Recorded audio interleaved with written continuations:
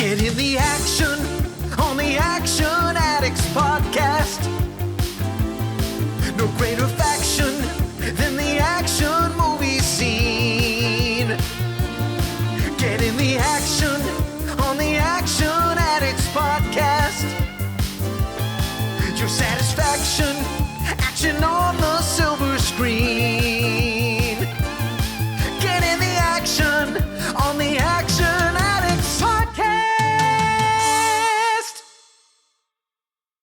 Hello, ladies and gentlemen. Welcome back to the show. You're listening to the Action Addicts Podcast, and my name is Scott Wiley, and today we are going to be talking to a very special guest in the form of Mr. Eric Jacobus. Now, for those who may not know, Eric is an established stuntman, director, actor, choreographer, and is currently the CEO stroke main working powerhouse behind Super Alloy.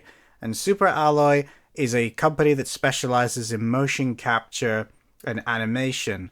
Now, they have worked on some of the biggest games that you may have heard of, such as Mafia 3, Marvel Spiderman, The Last of Us Part 2, Mortal Kombat 11, Horizon Forbidden West, Destiny 2, Demon's Souls, God of War Ragnarok, Mortal Kombat 1, and Ghost of Yotei.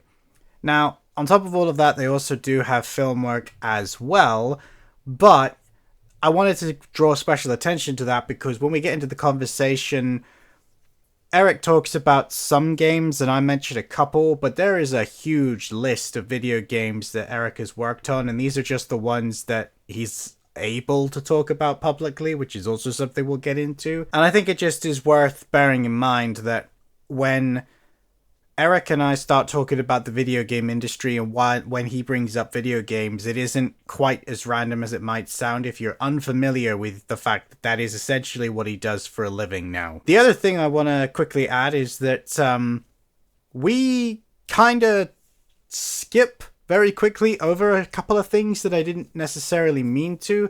Some of the short films in particular, we are quite short with. Funny how that worked out. But even Contour in particular, I would have liked to have gone into a bit more detail, but at the same time, there are plenty of other interviews where he talks about Contour in a lot of detail. We talk about Death Grip for a decent chunk of time, but what we actually end up talking about for a really, really long period of time is his book, If These Fists Could Talk, his upcoming book, Badass on a Budget, and kind of the space in between of how we get there. What was the journey for him to want to write this? What was the evolution of the journey that he took to get there? And in that, I think this is going to be a very interesting conversation because we do talk about Rope-a-Dope and Rope-a-Dope 2. We do talk about Contour. We do talk about Death Grip. We do talk about Blindsided and Blindsided the game. We do talk about the stunt people, and we do talk about Dennis Ruel, and we talk about Bag Lady, and we talk about a bunch of interesting stuff, how video games came into it, and how that journey of becoming somebody that understands how people move when it comes to violence got him the gig, as it were, in the Mocap industry, which then led to a bigger discovery on Eric's theory of violence, which we discuss in fair detail. And if there's one thing that's going to shine through loud and clear to this, is that we could have kept talking for hours. This could 100% have been another Johnny Bosch situation, but we cap it at, I think, it 2 hours and 25 minutes. I think we decided was enough. I also want to give a huge shout out to Eric because technically speaking, this interview was recorded before the Johnny Bosch interview, which is why you're going to hear me reference the interview that you guys have probably already seen or listened to. And that does bring me to another point. If you're listening to this, if you would prefer, there is a video version of this on both Spotify and YouTube. And if you're watching this and you would prefer to listen to it, technically you just can. But if you actually just want the audio version, we are everywhere that you can find a podcast. So feel free to go and check us out. especially if you are new here and you've only recently found us through the Johnny Bosch interview and you've listened to the Dread episode that came out last week. There are hundreds of episodes that are not on YouTube. Feel free to go and see what we got. There are other interviews and there are other just episodes about me talking about films with guests. It's very rare that it will just be me shouting into the void. I think there's only 3 episodes where I don't have a guest, and it might even be only 2 actually, the more I think about it. I don't think the third one ever came out. So, yeah, I know everybody's excited. Let's get to it, and let's get Eric Jacobus and me talking so that you guys can enjoy that, and I will see you for the outro.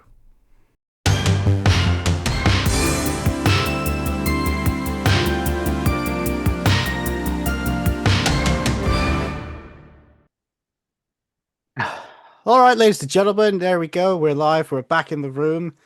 We're both getting warmed up and limber, and we're ready to do absolutely nothing with our bodies for a bit and just talk with our voices. Yeah, same day, same thing every day. Oh wow! I mean, I'm bad, but I'm not quite that bad.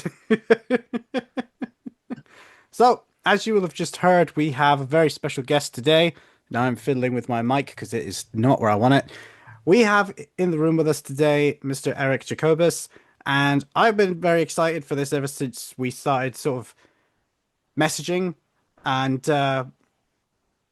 recently, the show has had a bit of a run of guests. I promise you, this is not planned.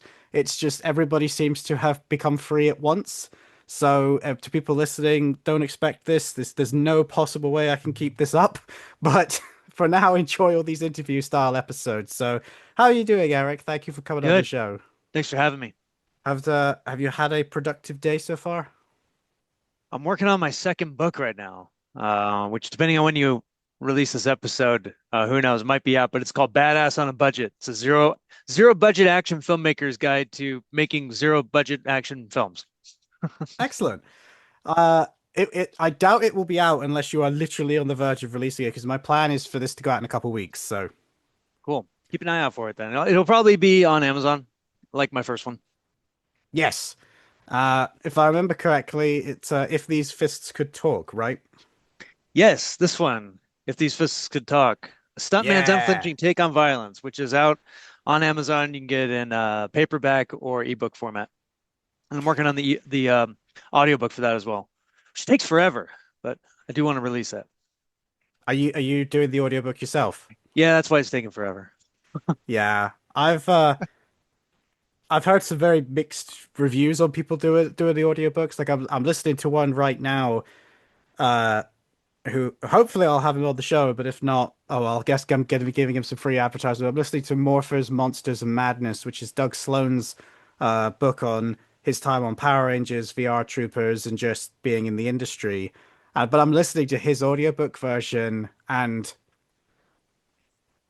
it's quite funny that he put up a status saying, "Oh, it's taking so long because it's in quality control right now."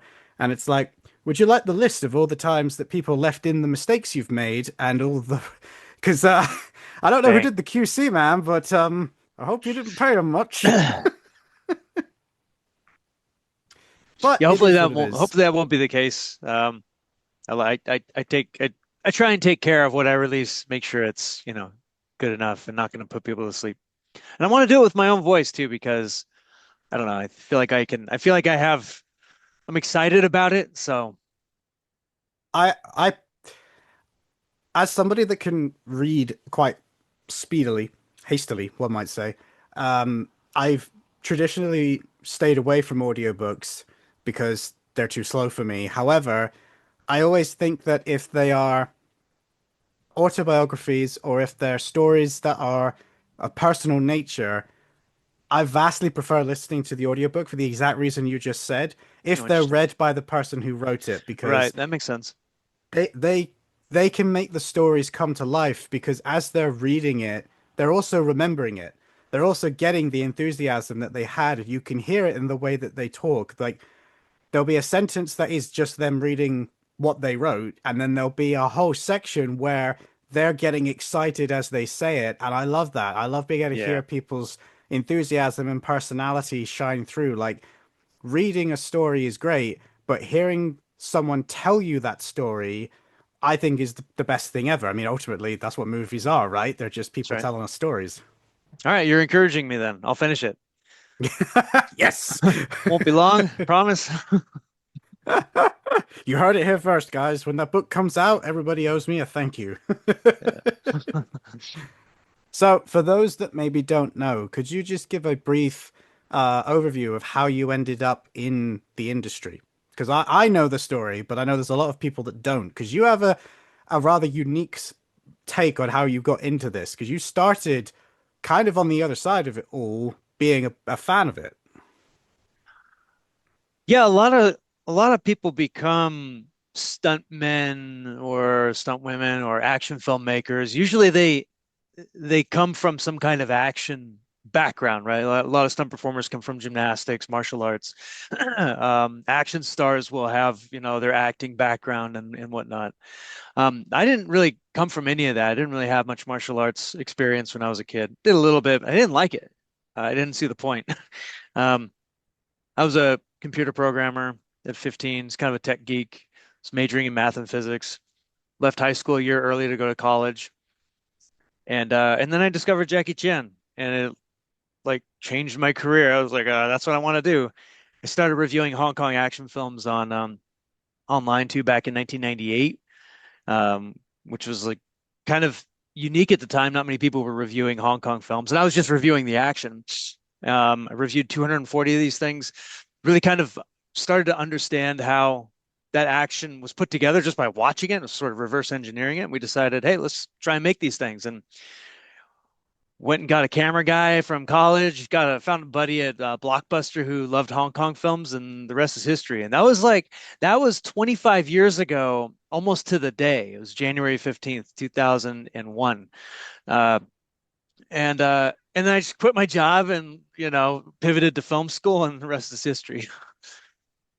Yeah, see, I think that in many ways, I don't know if you know this. I don't want to like tell you stuff you already know, but in the action circles that a lot of us podcasters and reviewers and critics are in, there is a reverence for the guys, of which you are included, who have that very unique viewpoint of seeing everything change and being around from the 90s onwards. And I think that in your case in particular, lots of people have always said Eric Jacobus is clearly inspired by the Hong Kong action, but he's also one of the few guys that actually can almost perfectly recreate it. Just never has the budget level to match what he would like. But I But think because I never had a budget, I had to do the Hong Kong style. I think that it's yeah, almost like it's like Robert Rodriguez does the Hong Kong style. You watch all of yes, his movies, that is the Hong Kong style, right? yes. I literally spoke to Casper Van Dien and Louis Mandylor the other day, and we briefly talked about Mortal Kombat Legacy, which obviously you were also in, Yep. and we were talking about a completely different project, but they were saying, we were making up the fight scenes as they were setting up to shoot them. We had nothing. We didn't have the time. So it was literally us and the stunt guys going, what are we going to do? And make it up as we went. And as they were telling me how they make this film, I was sort of sat there going, you know that you're basically just doing what all the Hong Kong guys used to do, right? It's like you sort of seem to have done this without actually realizing that that's what you've done. But I Yeah. also think that's why I ended up doing an episode on it, because when I watched it, I was like, this is great. I mean, it's has its limitations, but it's great. Yeah, it has a very kind of stream of consciousness feel to it. It doesn't feel scripted in a sense because it's not usually. And I think that the great Hong Kong films were the action scenes were not really planned, not the way that like in America to this day we previs everything now. And there's virtues to that. I'm not saying it's the right way or wrong way, but there is a trade-off, I think, where you get the economy of of knowing exactly what you're going to shoot, but then you kind of lose the improv. You lose the new ideas coming up suddenly and just like pivoting and doing that. And that just kind of throws people for a loop. I think sometimes in a good way. I think it can derail things too. I think you can absolutely go the wrong way with that, where you're sort of not really telling a story anymore. You're just like kind of dabbling a little bit too much in the stream of consciousness. So the great directors and choreographers could always steer it back, right? They were always able to kind of bring it back. And that's just, I think that just goes with good traditional showmanship and theatricality. And the best Hong Kong guys were trained in theater. So I think Yes. that is a very special technique that it's very difficult to replicate that. I don't have opera training. I don't have that sort of storytelling mindset, but I like to think that I sort of absorbed it for 25 years and maybe I can intuit it a little bit nowadays, but it's Yeah. not easy. No, I don't disagree. And I think you absolutely hit the nail on the head. It always surprises me when not necessarily younger, but newer people come into the genre and they want to find more. They will inevitably hit a point on the internet where everybody's telling them to go and watch Hong Kong films from the 80s and 70s and 90s. And at some point, they will realize who their favorites are, and they'll probably be the same guys that all of us love for obvious reasons.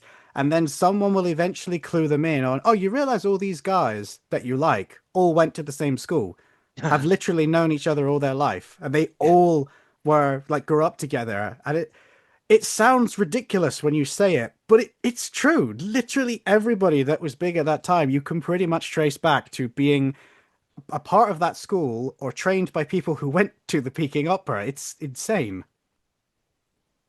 Yeah, there was that really interesting uh, confluence of the Southern styles with Beijing opera in the South that Jackie Chan and all those guys did. And also Yuen Ping, his dad was from Beijing. Yun Su Yep. Tian is a Beijing guy, opera guy, came down to Guangzhou. And you have that mix of like the North and the South. And yeah, like you said, everybody who sort of has like made it this far into pop culture is in that. It's in this tiny little cluster of talent, which is nuts. It really is crazy. It's also strange too when you speak to people that you think superficially, well, there can't be any connection to those guys because it's impossible. Like speaking to you, for example, you're heavily influenced by it, but it's not like you went and made films with them back in the day. But then our previous guest, a couple of weeks ago, at the time this goes out, Mr. Kenji Tanigaki, who I know you've spoken to as well, we were talking about his time with karate at and his schooling, and then he was immediately saying, "Oh, when I went and did MK Annihilation, obviously Tony Jaa was on our stunt team, and then I was working with Sammo Hung, and you're sat there going, oh my God, it's the same group of people Yeah. again. There's just no escaping them. And I think that their influence really can't be understated. And that influence, I think, can lead us directly to Contour, which I'm pointing to, which is of no use to the audience, but Eric can see it because this is a copy of the film that he sent me a very long time ago. That's why there's a post-it note on it with his and Rebecca's handwriting on it. Wow. Yep. Yeah, it's the black and blue cover.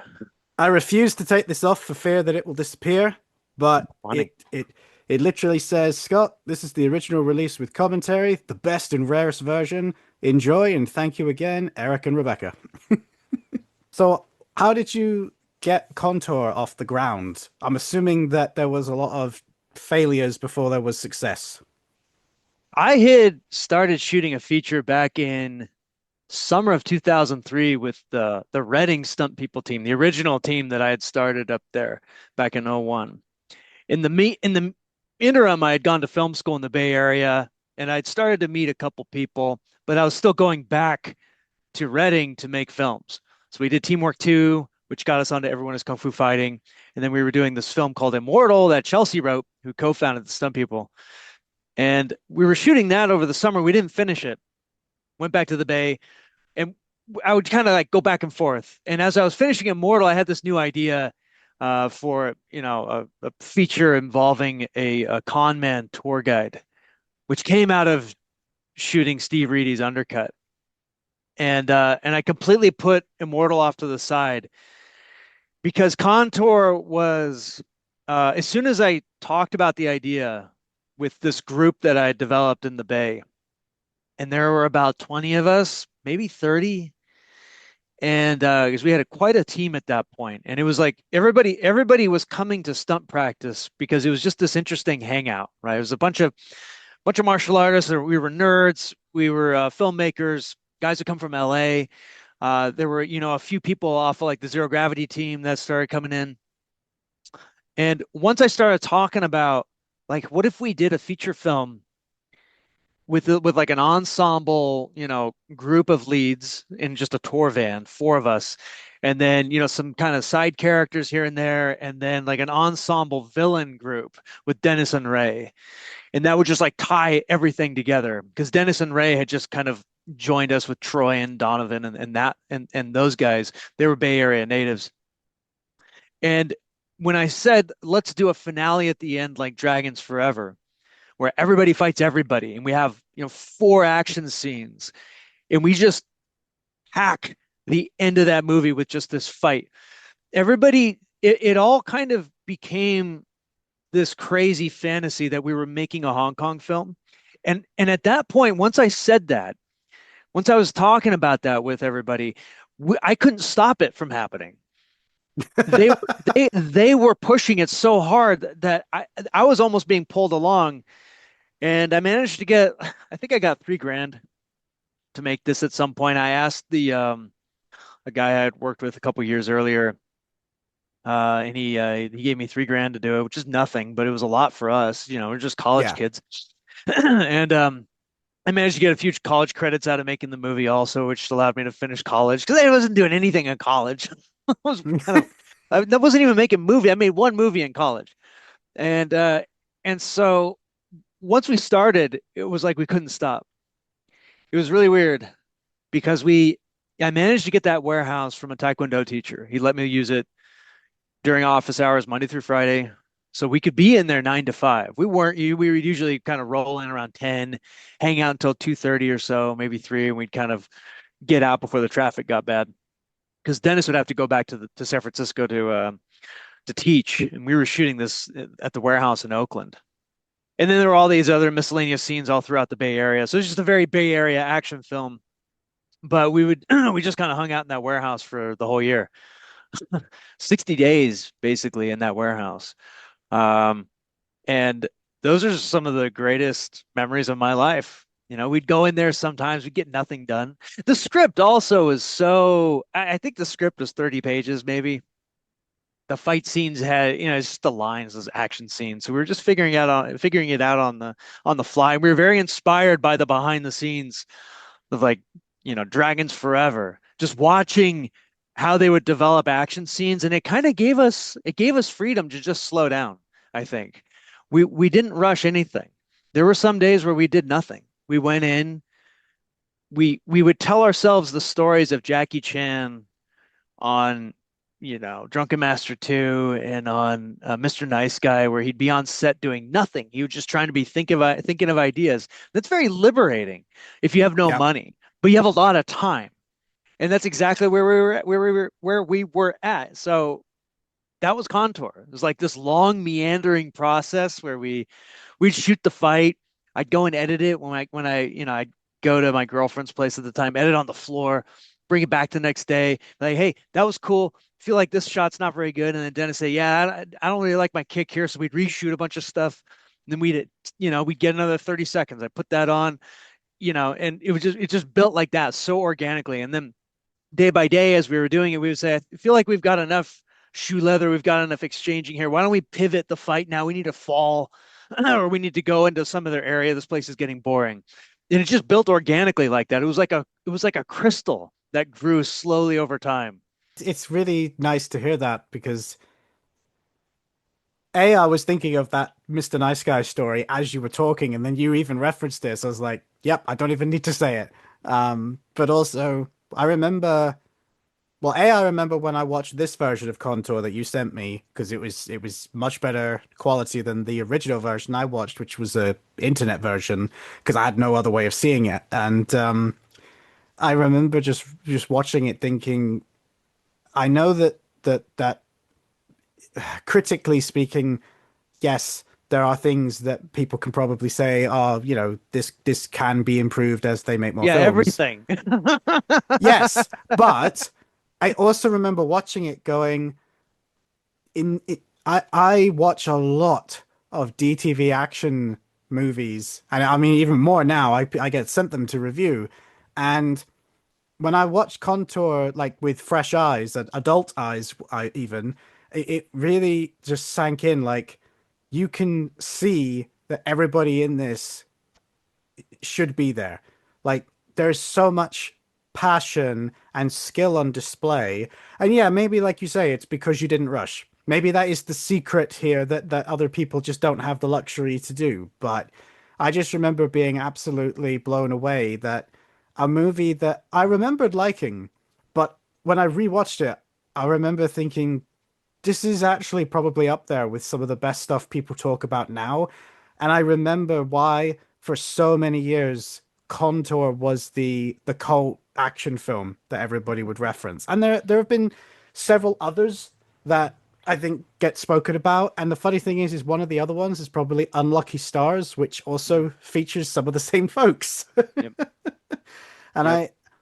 I do think that these lower budget action movies, because maybe like you say, they're not burdened by abundance of money, that allows for more creativity because, well, you have to work with what you've got. What Yep. cool things can we come up with?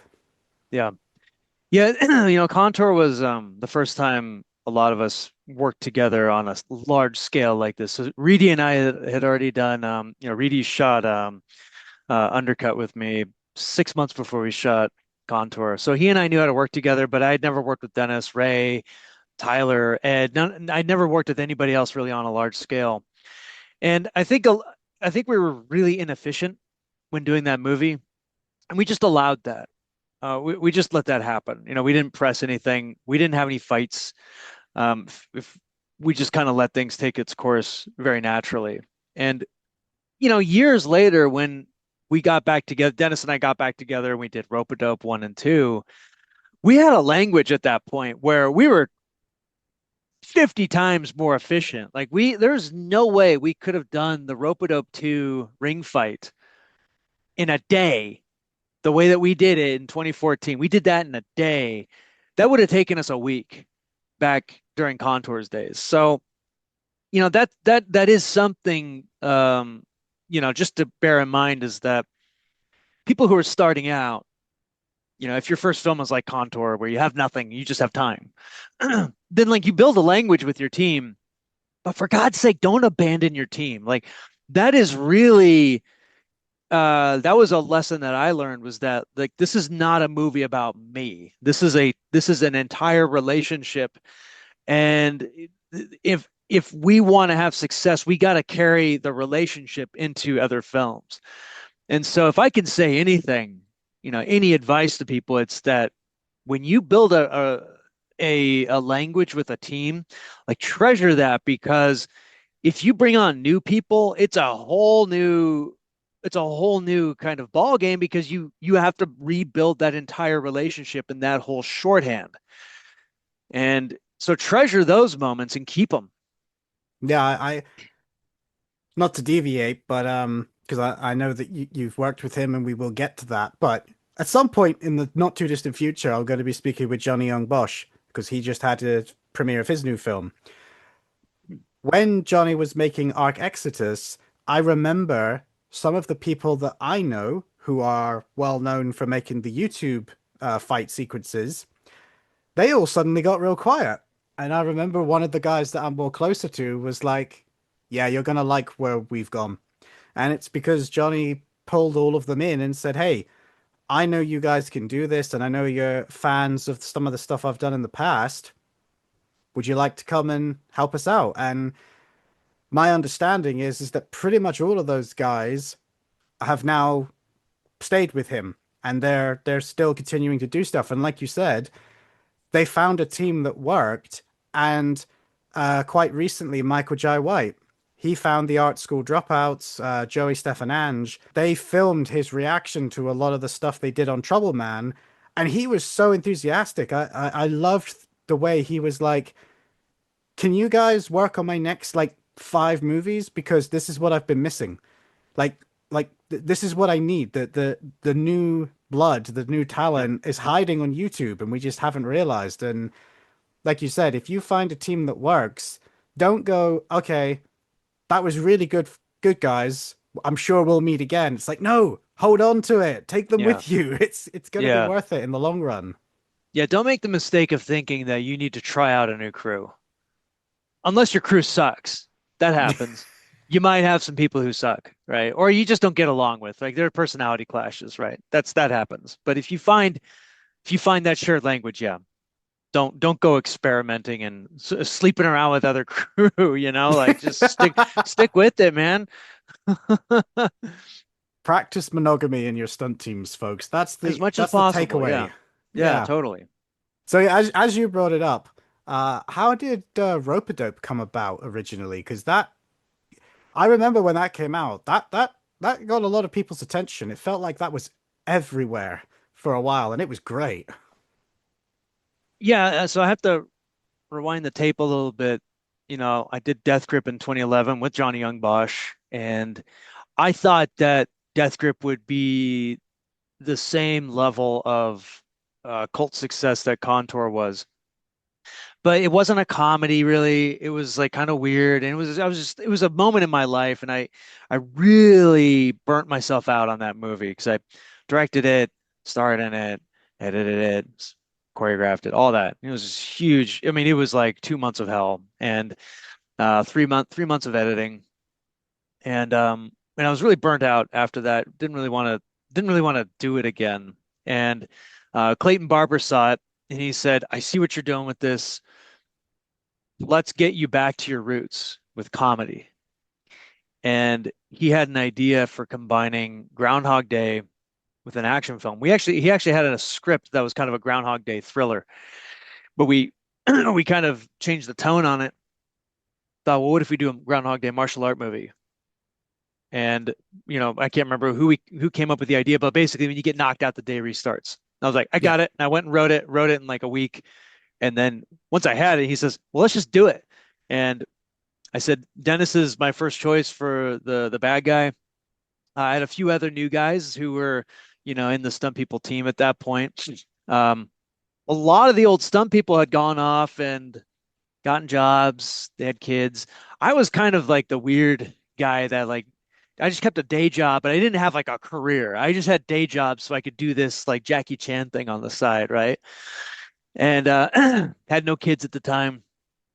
And so I had like a few more, young folks that were that had joined the team at that point. So and and we went out and did it in 2 weekends. It was a super quick shoot, it was 4 days. The guy who shot it was the one who shot Death Grip. It was Drew Daniels. He shot Honora. So I like to say that the film that got the Oscar, the DP cut his teeth on Death Grip and Rope-a-Dope. That's why Rope-a-Dope looks so good, and Death Grip also looks amazing. It's because I kind of just would tell Drew like, "Hey, here's what I want. Here's what I'm thinking for this shot. I want a guy to run in and something to happen, right?" And Drew, he'd bite his tongue, look around, and he'd start moving things around, moving scrims and whatnot. And I would just try and like work within the box he was making. He was making a canvas, and I would kind of ping him every now and then because he would take a while to set up the shot, but I knew it was worth it. On Death Grip, I was rushing him a little bit, and I learned not to do that. I learned to just work with my DP, and I learned like let's do longer takes then, right? Like let's just slow things down. Actually, Rope-a-Dope was perfect because it's 7 days of Groundhog Day. He wakes up 7 times, and so every scene, we get to do 7 different days in one camera setup, right? So when the dope wakes up, we do that 7 times. When the dope comes out of the house, it's 7 times. We just do one setup. So it was actually like a perfect kind of shoot for him, because his shots are so beautiful. And so with So that was kind of how we approached rope-a-dope. That was a very fun shoot. It looked it. Was it always the plan? Like, was this something you deliberately had decided that there would be no dialogue? I don't even know how we decided that. I think when I wrote the script, it just didn't need any. Yeah. And um, I don't even know if we ever had. I can't remember why. I think because I'd done Death Grip and I was just like, I'm done. I'm done talking. I don't want to talk on camera. I just want to have a Buster Keaton face and react to things. Man, so maybe it was that. I don't know. I think it I'm not saying it helped as in it needed it, but I do think the fact that it had no dialogue at all and it was all inference from facial expressions, from, body language. I remember I showed it to a bunch of people and everybody got it and everybody laughed at the jokes and everybody was impressed at the martial arts. But I also remember thinking some of the people I showed this to, I've showed them other really impressive stuff, and I think the dialogue almost takes them out of it. So the fact that this had none, there was never that moment where they were like zoned out. It Right. was fully in, and then suddenly it was over, and they were like, "What? That's it?" I was like, yeah, there's a lot there." And they're like, "Yeah, but it's so good," and that's the right reaction. That's great. Good to hear. But and I'm pretty sure you said at the beginning that you were a computer programmer, so I know that you're good with tech, which does beg the question: was it a very cathartic experience getting to just smash a printer to bits at one point? Oh Yeah, that's a yeah, very specific joke for the tech guys. I just pick it up and smash it, don't I? I Forgot think you about stamp that. on it a few times as well. They Yeah. look personal. What is it with printers, man? Like it's always like the one computer device that just has always had problems. Office Space really got that right. Yep.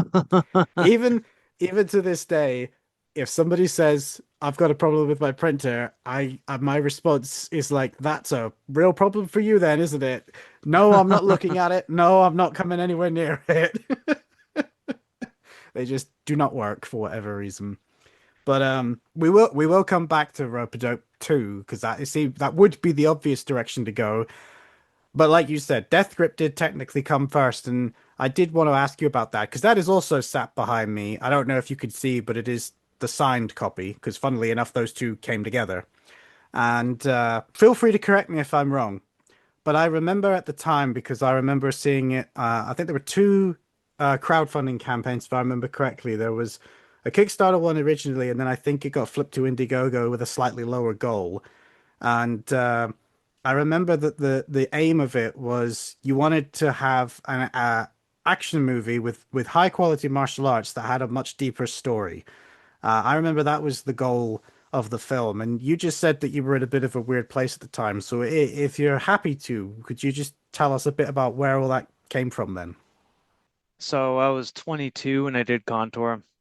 And and on the one hand, I knew that Contour was just kind of a goofy movie. The humor's goofy, it's politically incorrect, it's irreverent. Um, at the same time, like I don't know what it was. I think maybe it was just going through that age. I was still sensitive to negative press.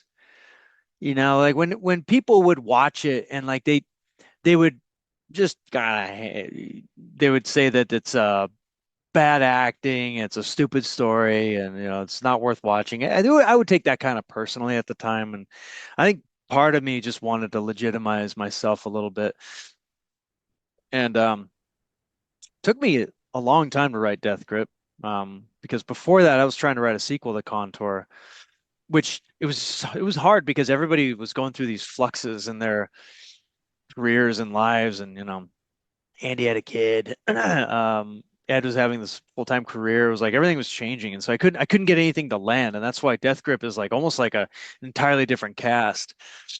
A lot of the old original Stunt People members came in. At the time too, I had a friend who ended up going to prison, and that was that probably inspired the story about like the brother who's in a Yeah. care home and pulling the kid out of the care home. So there was just a lot going on at the time, and it just as life kept on keeping on, I just found myself thinking darker and darker. And I was watching a lot of Takeshi Kitano at the time, and I really wanted to do like a Takeshi Kitano movie, which is like not really possible in English. It's like you can Yeah. try, it just won't work, right? But I had No. to try, and we kind of pulled it off with some gags, right? Um, but I think that was the mindset going into Death Grip.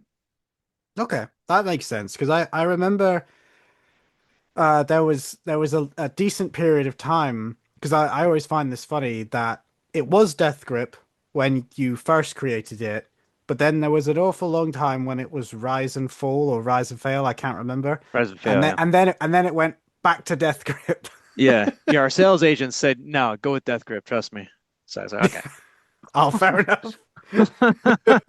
All right. That makes sense. But that's it's interesting that you say that because I remember the first time I watched it, it definitely felt darker. But I thought it was a very interesting mechanism for getting your having your cake and eating it too, in that you're essentially seeing the vast majority of the movie twice. Some of the movie takes place inside your head, and then you see the reality of what actually happens. And it wasn't the first time I'd seen that. There was another movie, and I cannot, for the life of me to this day, remember what it was, where I'd seen that done.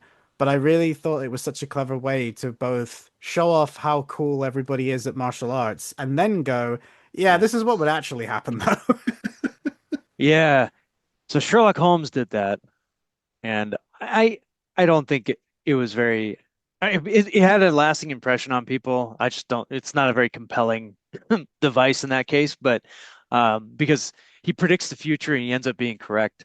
And then so it was actually Pete Lee who helped produce the movie. He co-directed Rope-a-Dope. Very funny dude. He had the idea of doing an action scene that was sort of like an imagined action scene followed by reality. And I kind of just took that to the bank with multiple action scenes in that. Um, and I appreciate that you enjoy that. I remember sitting with some people and they were watching it, and they would look at me and they'd go, I don't get it. And I remember being so mad. I was just like, do I have to spell it out for you, dude? Like, but I think people don't look at the same stuff I look at. So, it may not have landed for everybody. I think the majority do get it if you follow it. But yeah, even back in 2012, it's almost like, nowadays, every movie, every show, the characters dictate the plot to you every 2 minutes because the audience is not really paying attention. It's called dual screen, right? They just Yeah. assume people are on their phones. They're gonna look up, oh, good, the plot is this. Okay, what's happening? Oh, he just said it, great. And then, but like even back then, people were kind of like that then too. Just they weren't on their phones, but like you, they would need that constant kind of whatever Yeah, reiteration of the plot. I'm not going to name drop them because it's not fair because I'm not trying to be mean. I genuinely enjoy their stuff, but there's a YouTube reaction channel and they watch a lot of movies and a lot of TV shows and it's all stuff I like, so I watch them too. I would have sworn blind that people are not stupid, that you don't need all this stuff to hold people's attention. That the second screen problem, it's a problem, but it's not as bad as people say. These guys have demonstrated to me why producers have to have these things in movies and televisions, and they're not on their phones. They're not distracted. They talk a bit, fair enough, but my God, I've realized that the average person is not quite as retentive as some of us are when it comes to watching movies. And yeah, if it happened more than 10 minutes prior, they've got no hope. And it is I wish I was exaggerating, but honestly, there are times where they get so mad at stuff because it wasn't explained, and you're going, it's literally just been explained. Yeah. You just said it. And yeah, so I can only imagine what movies that don't take the traditional narrative structure deal with. Like they've got no hope of like mainstream appeal. What you did and the way it was done, there is a slight difference that I came around to liking, because when I first watched it, I wasn't sure how I felt about seeing the cool martial arts and then seeing it fail, mostly because I was familiar with your work like Contour, where it was just all real. However, what I liked is as the movie goes on, part of the journey, whether you want to call it redemption or growth or whatever, is in the beginning of the movie, the difference between reality and imagination is huge. But by the end of the movie, they're very, very close. There's a difference in skill, sure, but they're getting closer and closer until eventually you get a final fight. And I really liked how it was like the more your character started to really believe in himself and fight for what he needed to and sort of deal with his own stuff, he got closer to what he wanted it to look like. And I think a lot of people miss that. Like there is an actual like reason to have this beyond just it looks cool. Yeah, the knife fight, for example, is kind of we were trying to do that weird middle ground between, really really nice looking choreography and stream of consciousness. Um, and I guess that's why we put it there near the finale, is where like the two things kind of combine. Channeling your inner Wu Jing and Donnie Yen as well. Yeah, that was kind of the idea. Yeah. And the irony is that whilst that is a fantastic sequence that I'm very happy a lot of people have since found as the years have gone on and have enjoyed it. My favorite sequence in the entire movie is none of them. And it's how I've actually convinced people to watch it, and I've warned them that the rest of the movie is not like this, but it does actually lend itself to what you said earlier, that you went back to your roots with comedy, because there is one fight scene, and I think you know what it is, with you and Johnny Bosch trying to have a fight, but in such a slow speed as to not trigger the automated flush of a nearby toilet. And that fight scene had me in stitches. I loved that so much. That was fun. That was the first day of working with Johnny, which was like, what a great icebreaker. I think he came for like one stretch. So we did that first, and then we did then we must have done the dialogue and then his end fight. A lot of that humor is Johnny coming up with ideas too. Like we were both just kind of like, how do we tell this story of like an overreactive toilet sensor that's got this priceless coin, in the toilet, and how do we not trigger it, right? And how do we also beat the hell out of each other in the process? That scene was so that script, the whole script started out as a comedy, which was like a pizza movie. It was a stupid plot, but that scene was in the original. It was in the original movie, and for some reason I kept it. I was really trying to keep, because I felt like I can work with this scene somehow. Let's have it be the coin that gets in the flusher instead of whatever. The nuclear launch codes were the original MacGuffin. I can't remember what it was, but so that one stayed, and that was the one funny scene in the movie. I don't know. I think if you like dark humor, there are a couple of others, but that Yeah. definitely, it feels very different to the rest of the movie, but it does fit, which I know sounds odd, but it, because of the way that the story unfolds, and you are kind of fish out of water. You're not supposed to be in Johnny's story, really. You get the coin by accident. I think it fits perfectly where you have these super serious characters suddenly forced into this very difficult situation for them, hysterical situation for the audience and anybody that would tell the story afterwards. It's one of those things that when you live it, it's the worst thing, but every time you tell this story, everybody loves it. It's that Mhm. kind of situation. I think that's perfect.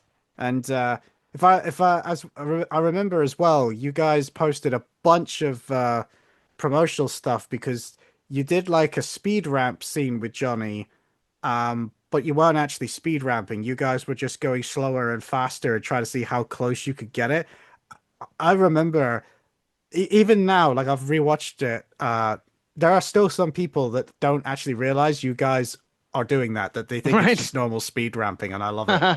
I think that was Johnny's idea. I'm shocked. He's Because very like stylish. He loves bringing that kind of element to whatever he's working on. It was the one thing that I regret in that movie, and there's nothing we could do about this, but when he throws me onto that table and I fall down, I got this like horrible shoulder injury. And I mean, I still have, I'm like 95% now, but I really couldn't fight at that point. Somebody on set had Vicodin, popping Vicodin, and couldn't really use my right arm. So the rest of that fight, I'm kind of babying my right arm for a reason. Fortunately, that was one of the last scenes we shot. We had already shot the knife fight. We shot the bathroom fight. But like that fight was not as complex as I had wanted it, but I don't know, maybe it kind of forced our hand to do something a little bit different. Ended up being much more of a kind of like tactical fight. So I yeah, say I regret, but it just didn't go according to plan. Let's just say.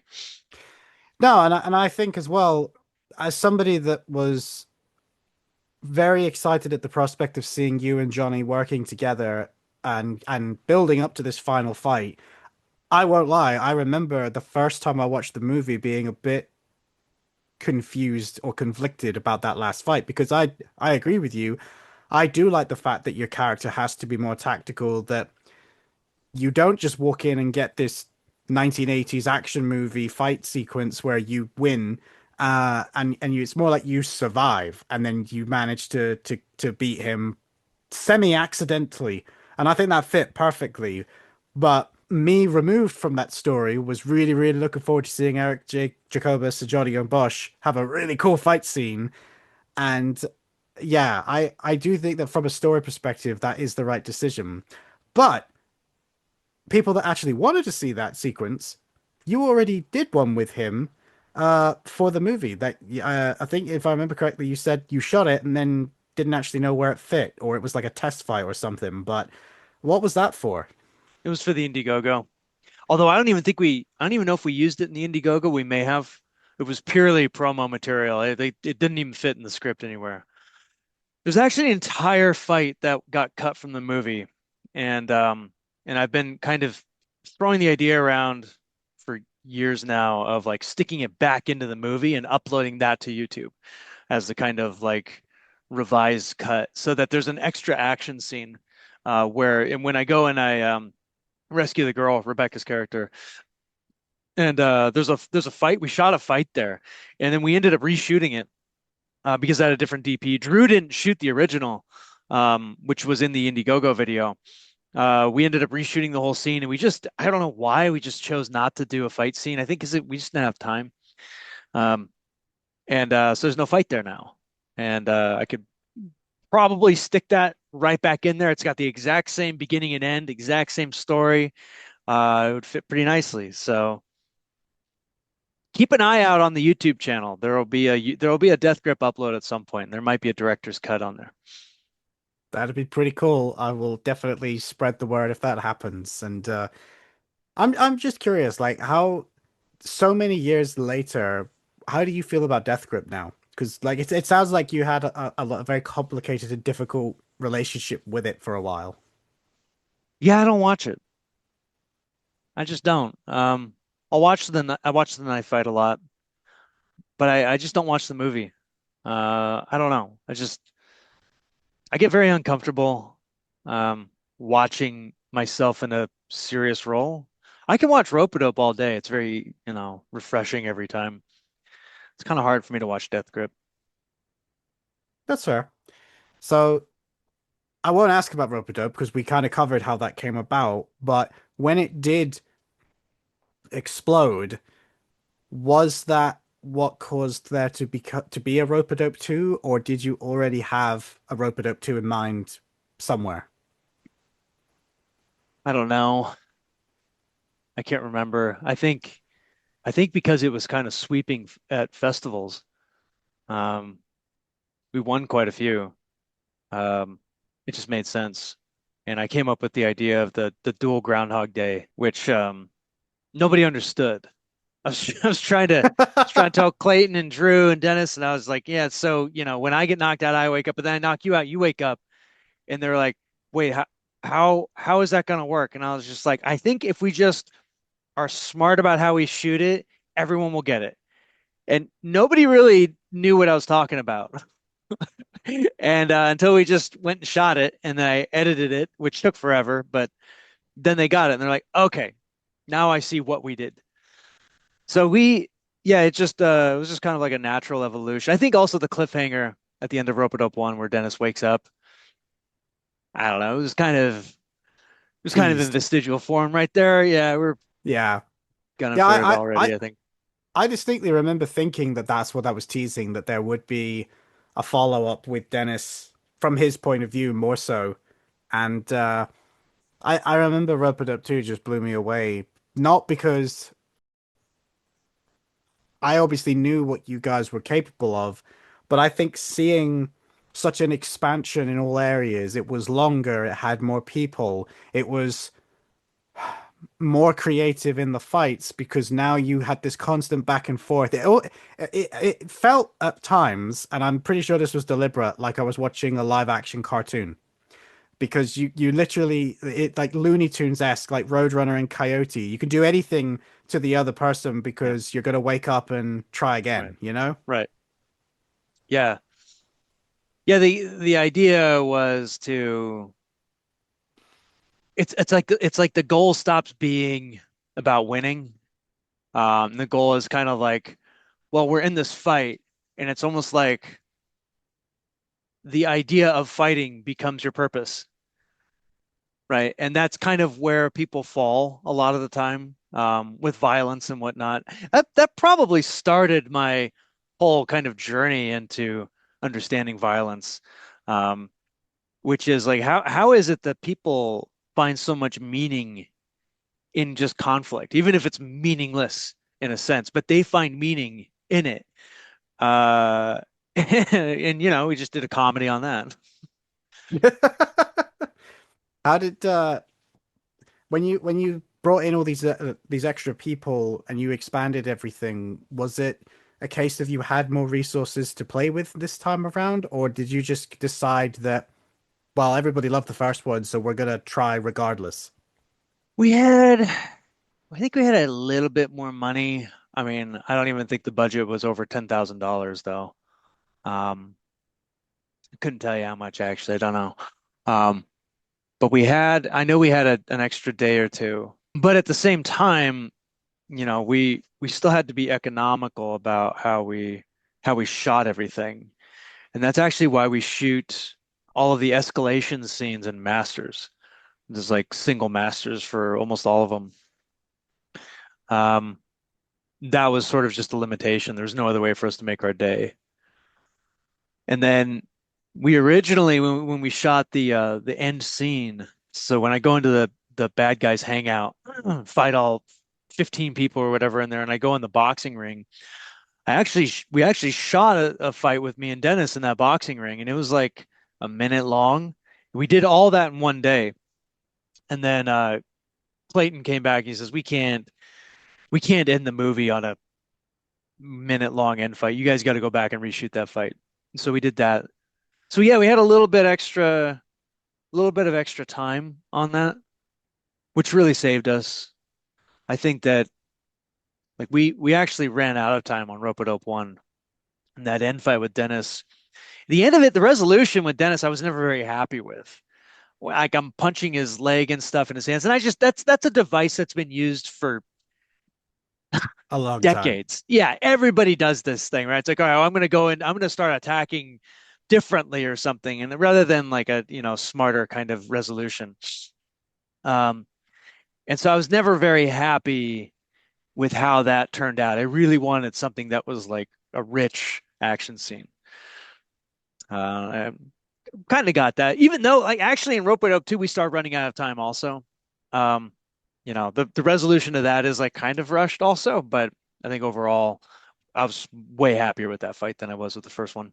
I think that fight in the ring is like for a very long time people were talking about that as like one of the best fight scenes because uh for how much it is just you and Dennis. There's literally nothing else. That it's just the two of you performing some insane feats of choreography. It looks fantastic. It's shot extremely well, and it's something that you're watching on YouTube, which isn't meant as a derogatory term, but it, like you said, it's barely $10,000, and you're putting this fight scene together that, frankly, was embarrassing some actually big budgeted action films, where they're having to shoot everything from the top because the guy they hired refused to do any rehearsals Yeah. and learn the choreography.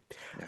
And I don't think I need to say which project I'm thinking of there, but it's one of those things that I just remember it.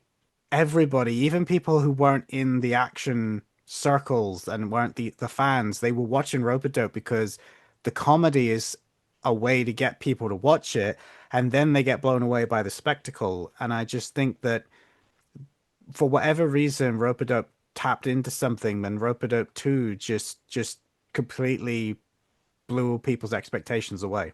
Thanks. One of the like I grew up in the arcades in the 90s and one of the things that I always wanted to do when I started making movies was kind of recreate the arcade experience as I knew it. And the arcade experience in the 90s was kind of like a 20-minute long, super cinematic, adrenaline fueled, like fast paced experience with like loud music and loud sound effects. Yeah, yeah. And you can kind of see that like the old stuff that I made, like Stump Blade Alpha, right? It was just like let's just like I would try and deliver this like 20-minute experience. And I think that that's what kind of the aesthetics of like Rope It Up 1 and 2. It's kind of what I was going for. I didn't realize it at the time, but like I was huge on Sega arcade games in the 90s. That color palette, like very colorful, very loud and very exciting. Yeah, not to derail us a little bit, but as somebody that was also very big into gaming throughout my entire life, but in the 90s is when I really came into it. Being in the UK as opposed to the US, Sega had much bigger foothold here than it did in America. Like America is really the only ground Sega lost in. Mm, Much to the annoyance of historians who like to try and pretend that Nintendo was king of the world. They were not. And you're right, for a lot of people, and like I've got magazines from back in the day that even say it, like Sega's color palette, their sound chips, they have a very distinctive and unique style that immediately tells you you're playing a Sega machine. yeah, And that's what people liked. Like if you went into an arcade to this day, there are still full of classic Sega machines yeah, for a reason because yeah, people love the look and the feel. Even kids gravitate towards them, even though, yeah, the graphics may be a little bit dated now, but they still have an appeal because they had such a good art style. yeah. And it doesn't surprise me to hear you say all of that, considering that you have moved into the realm of video games yourself in terms of what it is that you do now. So, uh, how did that come about originally? Originally, I guess the first time I worked in video games was not really literally in video games, but it was just me recreating Tekken moves in my garage I was just gonna series. say, was it that?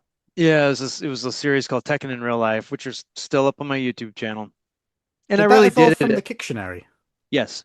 Yes. Yeah. Yeah, because I was looking for a set of new kicks to do for Kictionary Part 2. And I was watching Tekken and I was like, well, I'll just recreate Tekken. And so after doing that for 9 months or so, um, those went viral. And that's a whole chapter. I talk about it in the book, Badass on a Budget. I talk about how, chasing virality at that point was actually extremely tiring and not very rewarding. Um, there were some amazing side effects of it.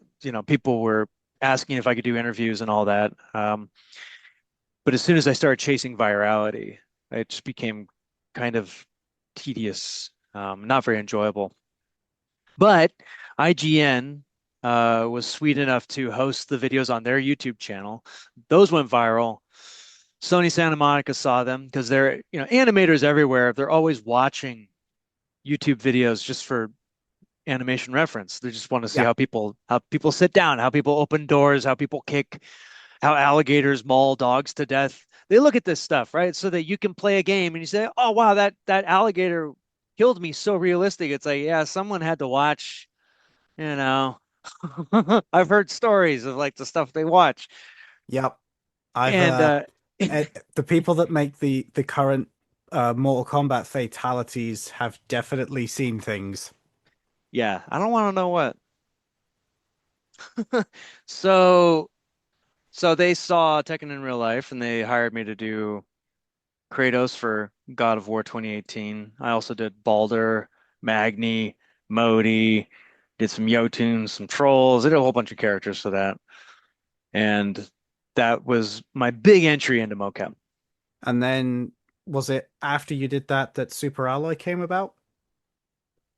Yeah, after doing that and Demon Souls and Mortal Kombat 11, and I had done Mafia 3 before all that too.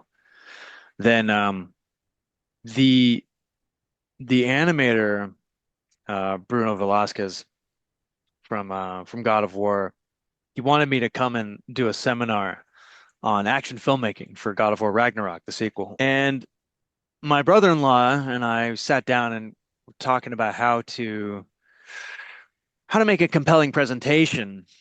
And one of the things I wanted to talk about was kind of applying a different technique for designing action, which is much more about understanding how violence works on a very psychological level and how you show that in a way that's very compelling to the audience. And I made this whole presentation about kind of a theory on violence and the application of that in entertainment.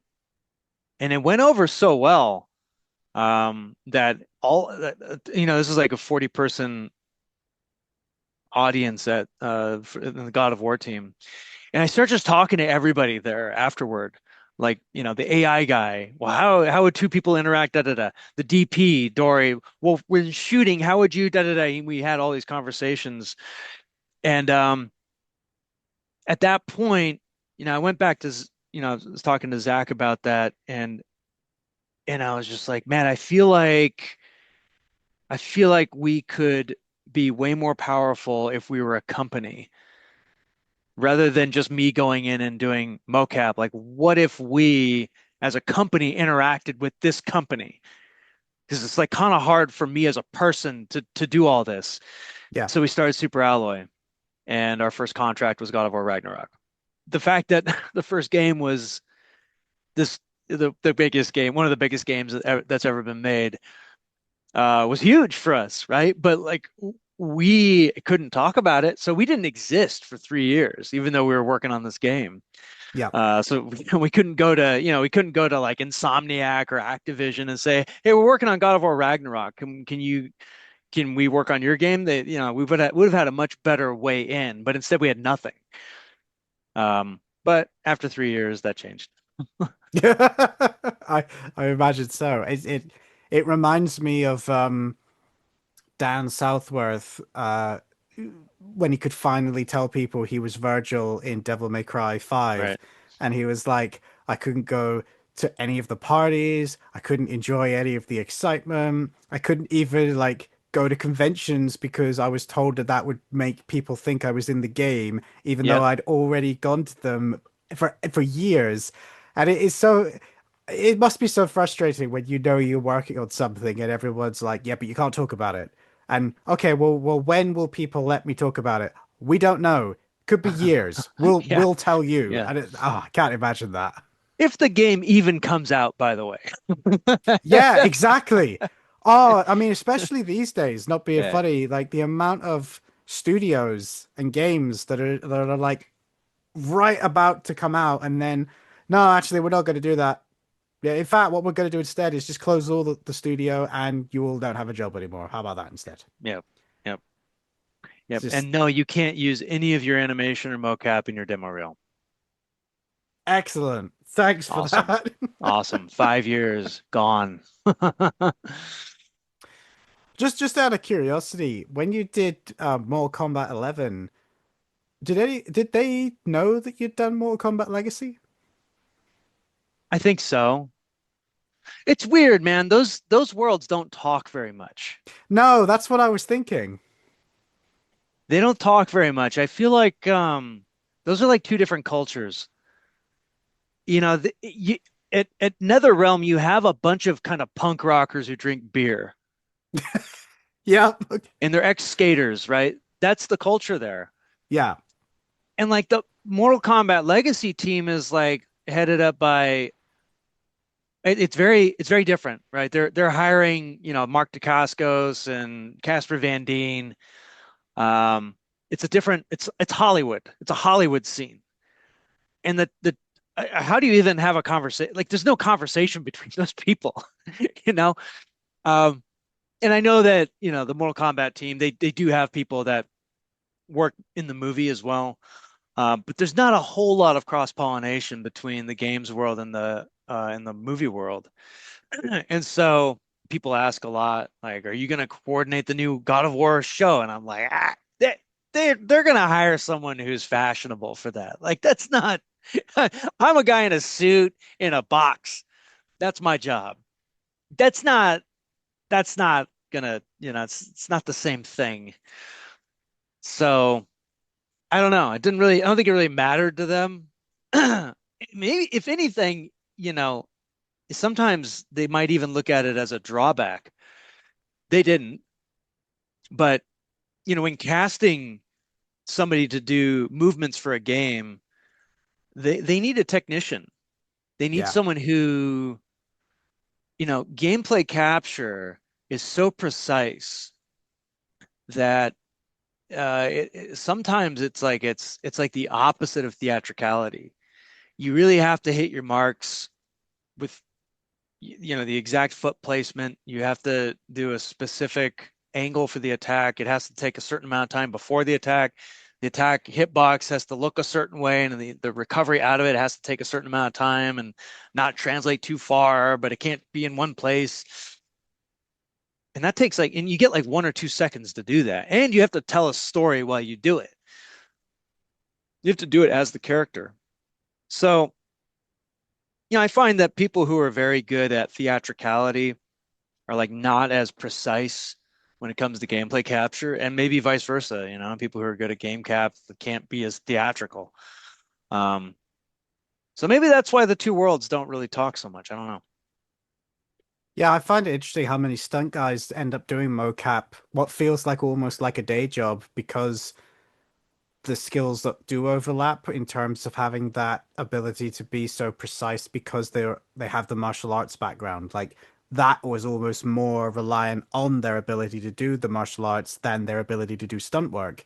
And so many of the guys and girls that I've been friends with and now I follow or I've spoken to, they all seem to have done mocap at one point or another. And like you said, once they've done one with a certain company, it's like, oh yeah, they asked me back to do the next game or the next project or the the advertising animations or whatever it is. And Yep. yeah, the video game companies in general do seem to, once they've found people they like, it's like, yeah, we want to work with them because we know Yeah. they'll do what we need them to do. And also there's the element of secrecy, right? Where think about, the fact that like what Dan Southworth said, you can't even go to parties. And I know that whenever I'm working on a game, I don't like even if we're doing a mocap day on any game, I don't post anything from my studio from that day. Yeah, Anything, right? Because then people might ask, "Oh, what are you working on? Oh, is he working on this?" And then yeah, if the comments start thinking like that, then the studios will go, "Okay, hey, guys, what's going on with this latest post? Are you posting?" Then there's concern, right? So people who are very kind of front and center with the property, for example, like if I were coordinating the God of War show, well, like that's going to cast a spotlight that might not be beneficial right? Depending on the Yeah. situation. Or if I'm working on the Mortal Kombat movie, well, then like, are you working on the game too? And it's like, uh-oh, now we got a problem. So I have a feeling that the producers have a reason for keeping these things separate. And it's not just about fashion, but I think it's just also, just in the service of uh, um, non-disclosure. I remember that happened to Johnny. I'm sure you know this, but for people listening, I remember seeing this in real time, and then years later he explained it where he put a retro photo of him and Ruben Langdon when they were doing Devil May Cry 4. They were doing the mocap. I knew that wasn't a new photo because obviously that they're younger for starters. But I remember the photo disappeared, and I was like, "That's odd. I wonder why that happened." And I remember years later, he was like, "No one had even told us that Devil May Cry 5 might be a possibility yet, but Capcom asked me to take it down." Right. And I was like, "Why, Capcom? Why do I need to take it down?" And then eventually we're gonna do Devil May Cry 5 and we might get you guys back. But I remember like nobody thought that photo meant that there might be a Devil May Cry 5 until he took it down. It did the literal opposite Oh my thing. gosh. Oh my gosh. Yeah. We had a thing happen where, so we had just done a cinematic for Destiny 2, one of the DLCs, and we got some press for that, and it was public that we had done this. Yeah. And then we get this press, this guy from France hits me up, does an interview. It's like a 5-minute interview. Then he posts it. The interview says that, so we had done the cinematic for one cinematic for the DLC for Destiny 2. And Right. his interview says Super Alloy did the mocap for all of Destiny. And it went viral. It went viral, and we got some really angry calls from Bungie. And they're like, "What did you say?" I was like, "I didn't say that." They're like, "Get it down." So we had to get it down, which meant finding the French guy's publicist in France. We had to find them, call them, and like take that down. He lied, and we're in trouble. Yeah. Oh man, that's Yeah, so that's just wow. the reality, man. And that's not compatible with an actor who's working on a movie or a show, who's always like, "Hey, we're working on Mortal Kombat. It's going to be great. Wait till it comes out." Right? You can say that stuff. "Hey, I'm working on God of War. It's going to be a great show. Action's awesome." Nobody cares. But if you even hint that you're working on a game, they'll shut you down. Yeah. Yeah. It's a very, very strange industry. I'm glad I don't cover it anymore. It's a very rewarding industry. I'll give it that. That's why I'm still in it. Um, I still love it. I still follow it. I yeah, just yeah, as somebody that used to deal with the PR companies and do reviews and all that sort of stuff, I don't miss that. I yeah, yeah, vastly prefer dealing with the PR companies of film, yeah. even though they are harder to get hold of, to find. Yes. That seems to be a closely guarded secret. But once you find them, they're a lot nicer to deal with. They're a lot happier Mhm. it's almost like a challenge. Like if you can find me, that makes you worthy Yeah, of I'll us give you dealing with everything. you. Yeah, Yeah, I'll give you the treasure. exactly. That's Yeah, what it yeah, feels like sometimes. The yeah. amount like I find people and they're like, "Oh, I'm so happy you've reached out," and you feel like going, "Then why do you make it so hard to find you?" Right. Yeah. But now that you've got the studio, this video game stuff, I remember a lot of people thought that they were super happy for you because clearly you had all this, that you were having success. But I know a lot of us were also kind of sad because, well, Eric is clearly being a video game guy now. We're probably not going to get any more short movies. And then lo and behold, the short movies started coming back. So, was it a case of you always wanted to come back to them, or was it a case of as you were doing all this video game stuff, was a part of you going, this is giving me ideas, and I have all this creative energy, but nowhere to put it. What did that, was it a sort of mix of the two, or? Yeah, it was both. I think there are two big things there. The first one is that I felt after doing, because I've been doing mocap pretty nonstop for about 7 years now, since 2019. And like it's my full-time job. Yeah. And if I'm not mocapping, I'm researching. And the research is a lot of the time in the service of mocap. So, if we have to do an Android or if we have to do um, Edo era samurai action, like for Yotei, we will, I'll research it. I read a history book on Japan, right? Like this is stuff that I like to do. So everything is kind of in the service of that. And then when doing it, I found myself adopting a new kind of acting, where I think I was just like a little bit more comfortable being whatever character I needed to be. There were days on Ragnarok where I would play 8 characters. I'd go from, I'd be a troll, and then I'd be an Einar, and then I'd be a Valkyrie, and then I'd be Kratos, and then I'd be Atreus, and then, and I have to switch gears. And in order to switch gears, you just, I don't know, you gotta like think in terms of character. You're acting. It's acting 101. And you have to deliver every movement with the full confidence of the actor, of the character. And I think that I really didn't make many short films during that period. I did a couple, mocap shorts, but nothing live action. And then at a certain point, there's this guy Ant. He wanted to do a short here at our studio, and I said, "Yeah, I'll jump in and do it." And I just had a really good time, like acting as a character. I had like, I don't know, I felt like I had found my voice maybe, and I kind of got my confidence back, and decided, well, maybe I should get back into this. But I think that the big push was losing Dennis back in April of 2025, I mean, and which was about 300 days ago as of today. I say that because I had a dream about him last night. So, and so I still think about him, and it was a dream about, like, we were working on a movie together. We did a movie in India together, Man Who Feels No Pain. Yes. And great movie, great action, and the relationship was, I was the action director and he was fight coordinator.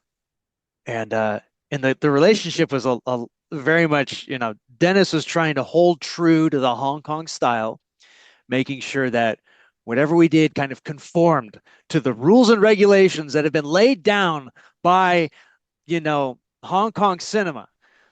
There is a way to do this, and like we have a Bible. And that was our Bible for a long time, was like Hong Kong cinema. How did Samo do it? How did Jackie do it? How did Donnie Yen do it? Okay, this one's better for that. Okay, we got it. That's it. There's no more discussion. And that's very centering. And so he was always like the keeper of that. I felt like he was like our lead guitarist who kept that rule book so close to his heart, and to the point where like he wouldn't compromise. And there'd be times where I'm like, okay, man, but like we just can't do it right now, and we gotta, like, the director wants to do this camera move, and he's like, yeah, but that doesn't look good for that kick. And I'm like, I know, man, like let's just change the kick then. Like we gotta compromise a little bit, and and so he was like, he was so principled about it, and that's like a great relationship that I always had with him. Where like we could still work together and we could come up with good solutions to things. And so I still have dreams about him where he's like holding that line, and we're arguing about something, but like I can't make it right anymore. There's no way to like write that because he's gone. And so we had talked for years about doing something. Rope-a-dope 3. I have a video on my YouTube channel about the Rope-a-dope 3 that never was. That wasn't, yeah. Yeah, the Rope-a-dope 3 that wasn't. And we had an idea for a Contour sequel called Detour that I was writing. And And we were just, I don't know what it is. We just like didn't get anything done. We didn't do any of them. We were both kind of chasing rent. I'm raising 3 kids, running a studio, writing a book. Oh, in a short film? How do we even, and then after he died, a lot of us then like we kind of circled up and we were like, okay, are we gonna keep on doing this? Like, are we not gonna make short films anymore? Is that the plan? You know, like what would he have wanted? And I think that kind of kicked me in the butt a little bit, kicked a lot of us in the butt. And so, second half of last year, we started doing more shorts, released a couple on my channel. And I wrote and produced one and directed it called Bag Lady. It's a 32-minute short. It's in post right now. Hoping to turn it into a series. But like, that came out great. I think that people are going to be totally stoked about this short. I mean, it is stunt people action. It's got the stunt people thing at the beginning of it and everything. Wow, So yes. I'm back, and I don't want to stop now. First of all, this is more for you than the audience, but like I'm a lot more confident in myself of saying this stuff now, but I'm autistic. So I always struggle a little bit when people bring up heavy stuff because I never know how to respond to it. And I'm just gonna say, like, I'm really sorry that you lost Dennis. Like I loved watching Dennis perform, and it sounds so parasocial to say this, but like when he passed away, I know a lot of people who have never met him were deeply affected by the fact that he passed. And I always find it really difficult to express that to people who actually know somebody. When you say, I'm sorry he passed, he meant a lot to me. I never met him. His work meant a lot to me. Yeah. Your work means a lot to me. And I it's a very strange situation to be in. But the fact that his passing is what has brought everybody back together is something that I 100% relate to, because this show that we're talking on right now only exists because my grandfather passed away. Oh, And really? he's the guy that introduced me to action movies, to martial Oh, wow. arts, to Hong Kong action. Like I've got most of Jackie and Samo and Yun's stuff. I grew up watching on VHS because he knew how to get them. And he knew a lot of this stuff before me. And I toyed with the idea of doing a show about this stuff for years. And then I finally decided I was going to do it, but I never did. It's like I've made the Yeah. decision. I'm going to get a logo, get a theme song, get some guests, and I'll come up with a format. 6 months later, it still hasn't happened. And then in the back of my mind, I was thinking the next time I go home, I'm going to basically record one of our conversations, because we essentially have a podcast whenever we're in the same room anyway, talking about movies. And then he died. Mm. And I'm sorry to hear that. And thank you. And the next time I went home, Mm. we couldn't have those conversations. And that's what, literally within a month, I had the logo, I had the theme song, and Wow. the show had 7 episodes. And this is basically continuing mine and his conversations with everybody else who loves it as much as he did. And hearing that is basically what has caused the stunt people to come back is something I'm really happy to hear, as weird as that may sound. No, it doesn't sound weird at all. And your podcast has a beautiful story. Yeah, and hopefully people will love Bag Lady. And there is another film that you did as well that I would be really curious to hear its story, because it's one I really liked, and it has a bit of an odd history online, I suppose, which is Blindsided, because it kind of it came back twice. Right. And not everybody knows this, because I remember watching Blindsided. It was a short, Yeah. and then Blindsided the game was the film I'd already seen, but now it was longer. And a lot of people never saw the original; they just know the game. And I sound like a crazy person when I say this to people. It's like, no, man, there was a short. I'm telling you, it was like it ended here, but now Yeah, I there's don't know more. what you're talking about. There's no short, man. It's only been 45 minutes long. Get out! Get out! Okay, well, yeah, we shot the original. Clayton, who, he produced Rope-a-Dope 1 and 2, and he always wanted to do a Zatoichi riff, or like a, Yeah. Blind Fury slash Zatoichi. Blind Fury is the American Zatoichi. Yeah. And we were kind of trying to figure out what that story would be for a long time. And we came up with Walter Cook, who loves apple pie, and it was a pretty simple hook. Goes to make an apple pie, store owner's in trouble, he helps the store owner. And we shot that original short back in 2018 or so, no, 2016, 2017. And then uh, one thing led to another, and we just, we started talking about how we need to continue the story. People are going to want to know more about Walter and what his background is and why he does what he does, and expand on the story and like figure out where these guys go, because it is kind of a cliffhanger. The bad guys run away and that's it. And instead of releasing a second short film, we just decided to tack on to the old one. So we added 30 minutes to the 12-minute short.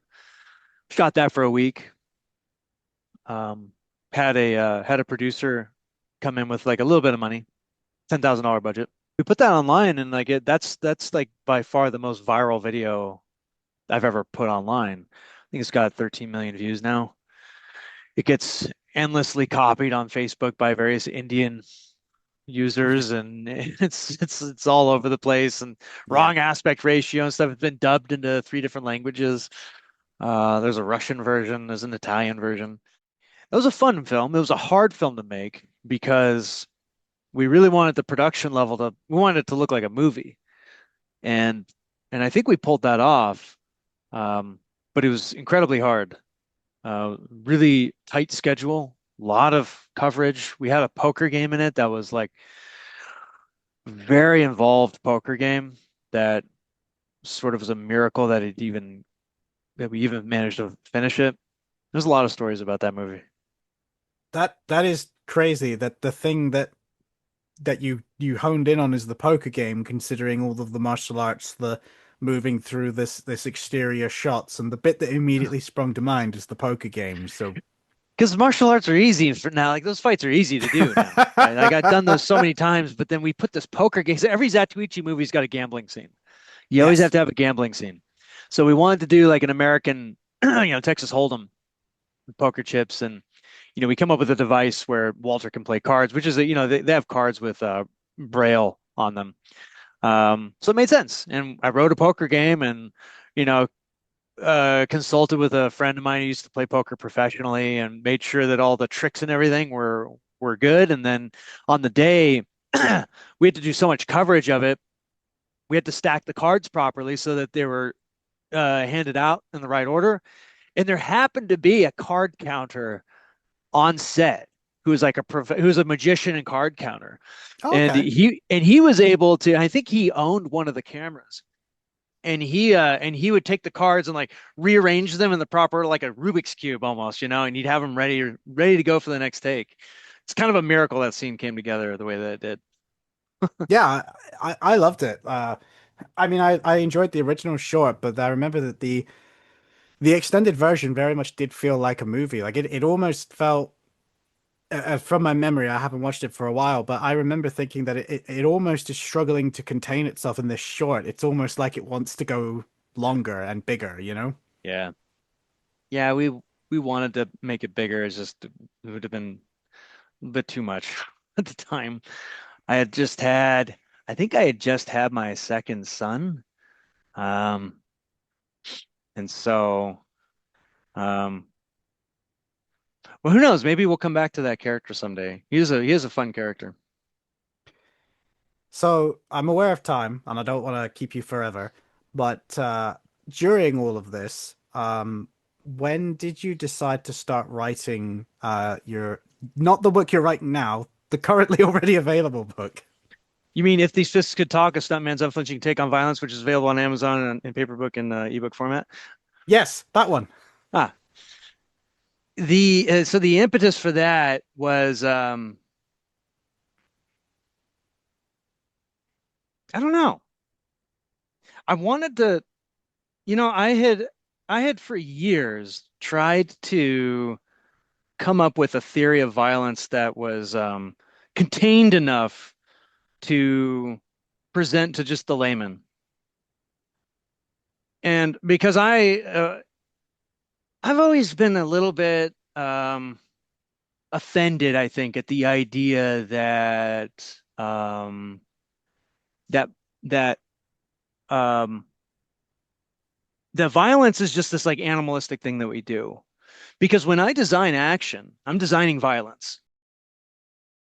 And what I'm doing is I'm not designing an animal fight. I'm designing something that involves intelligence and planning, and there's a lot of character. I put like a lot of work into, we all do. And any action designer puts a ton of work into this. And I think to degrade it to just being, oh, this is just animal aggression is like kind of missing the point. It's like that's clearly not how people watch it. And it's clearly not how people perform it. Nobody's pulling up their animal instincts to make this action scene. Like you're pulling on character, it's story driven, you have a goal, there's a meaning to it, right? It's kind of the joke of Rope It Up 2 is like, how could these two guys have any meaning for this nonsense? And yet they do, right? That's what's funny is like, it's not that we're being hopelessly animalistic, it's that we're hopelessly being human. And so I really wanted to like formulate that, but it was hard. And I did a ton of research, all these books behind me, and like nobody wrote down like what the hell violence was. Nobody could just say like human violence is this because it's clearly different, but nobody could say what it was. And so after like years of reading, it was sort of like process of elimination where I was like, well, is it just mimetic violence? Is it that we gang up on other people? No, chimpanzees do that. Okay, is it that we use tools? Well, no, crows use tools. Is it that we hunt? Well, no, all these other animals hunt and they use tools for hunting. And finally, like I came to something which is like, aha, humans are the only ones who use objects within the combat loop. And that alone, uh, that alone started like creating an entire kind of theory of culture, which is that like human violence is not a sort of like evolutionary holdover.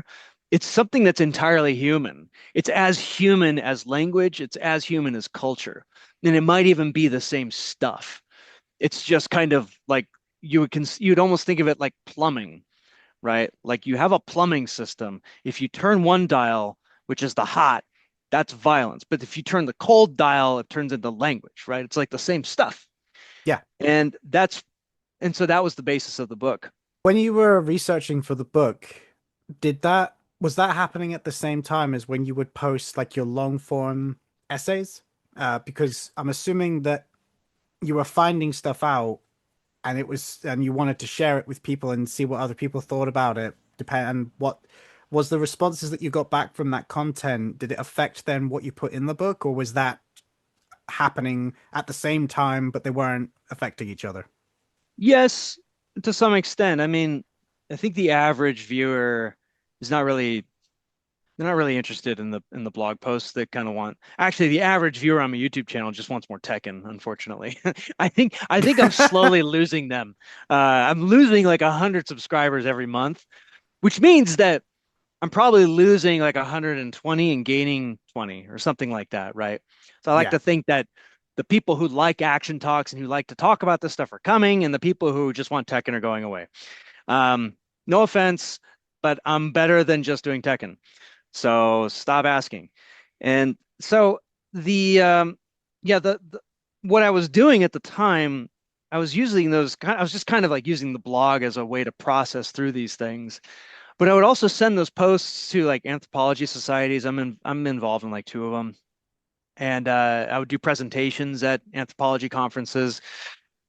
And ultimately, like I did one presentation at the Colloquium on Violence and Religion, and I have a video of that up on YouTube.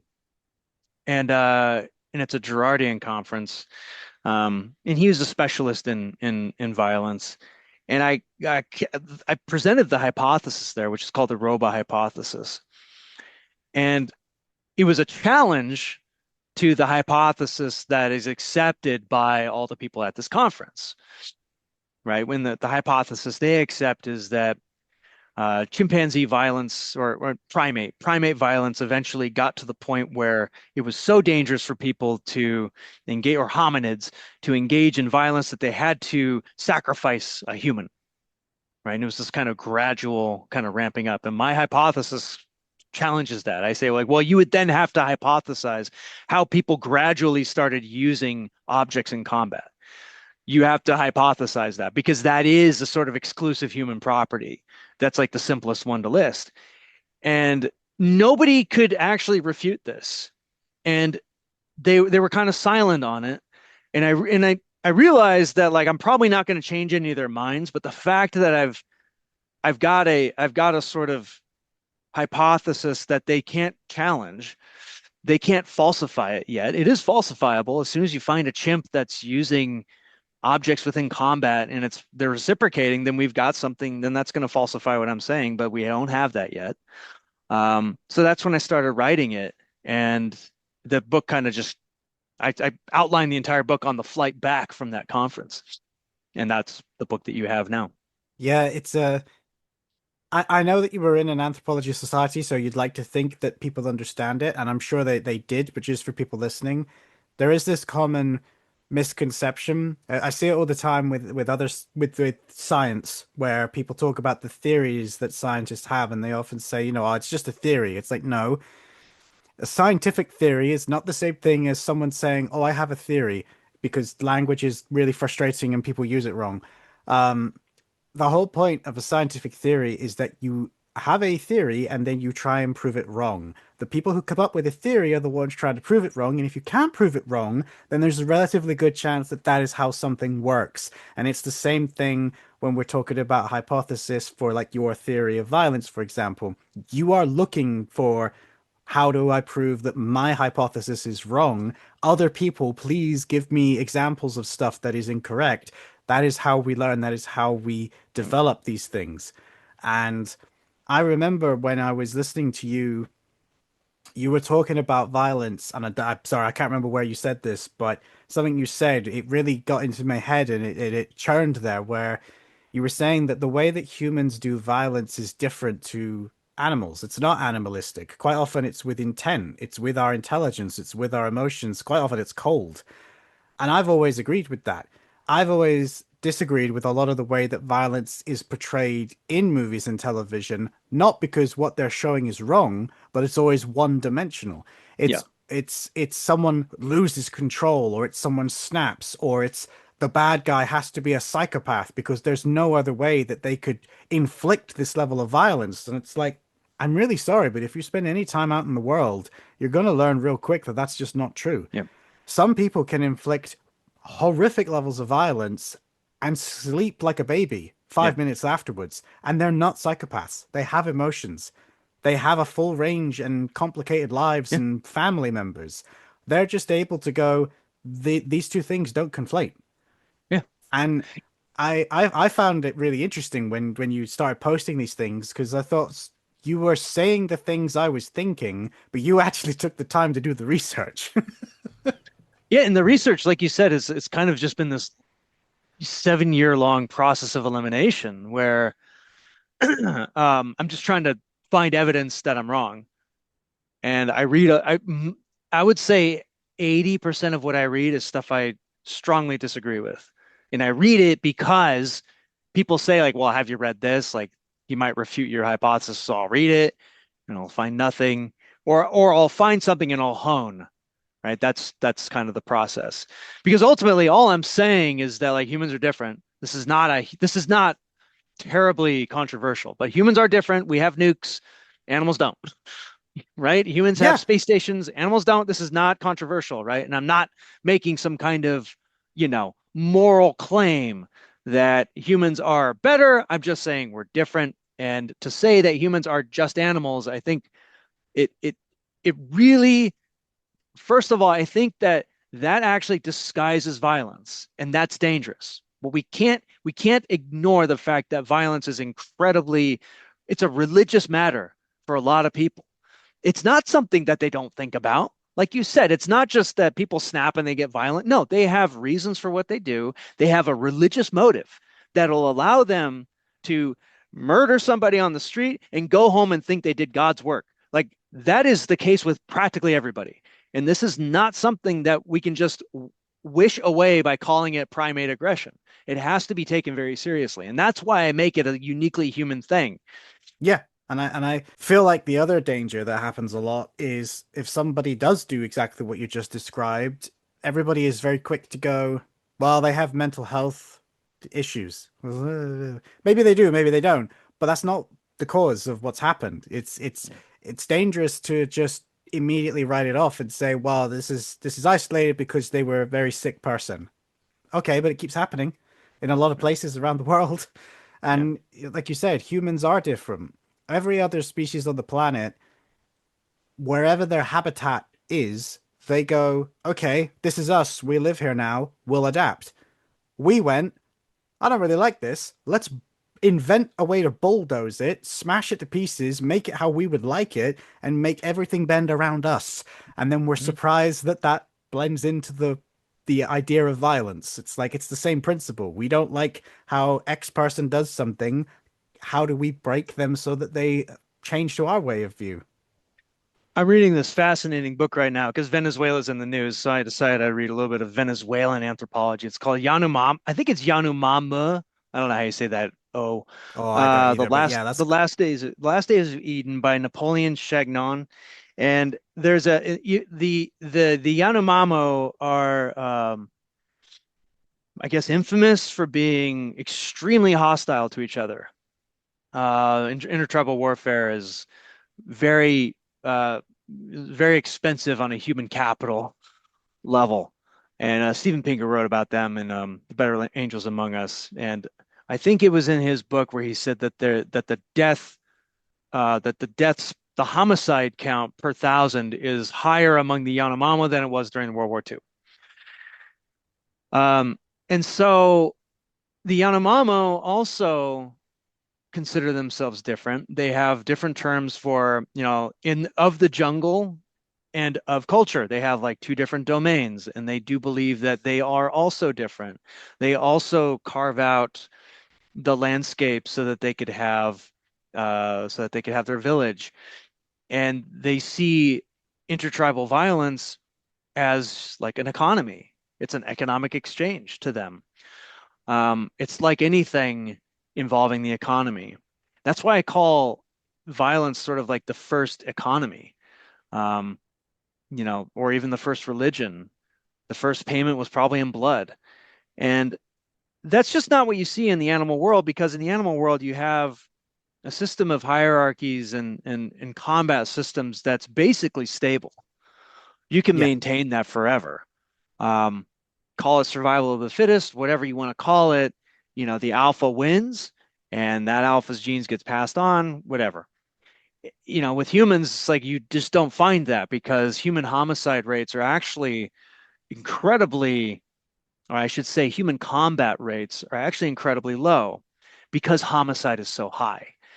So you compare chimpanzee colonies, chimpanzee aggression occurs on something like 1,000 to 5,000 times more often than it does in human societies. Thousands of times more common for chimpanzee aggression to occur. But human homicide happens like 3 to 4 times more often than in chimpanzee society, which means that humans fight way less often, but when we do, it's fatal. And that's why we don't do it, right? It's kind of a simple character plot. Like, let's not fight because we're going to die. And I think that just like leads to better character development, on the creative level, so that I don't write villains that go around saying racist things. I don't write villains that go around like swinging their fists. That's just not what a villain does. True evil doesn't do that. True evil stabs you in the back. They become your friend and invite you over for dinner. They get to know your wife and kids. Then they stab you in the back and they'll take all your stuff, right? Yep. Like that's true evil. And I just wonder sometimes maybe people who have these theories of violence, I don't know if they know evil, man. Like maybe they're just raised in privilege where they don't have to deal with that stuff, right? They don't have to be down on the street making deals all the time. They don't have to deal with wondering whether the guy in front of you wants to kill you.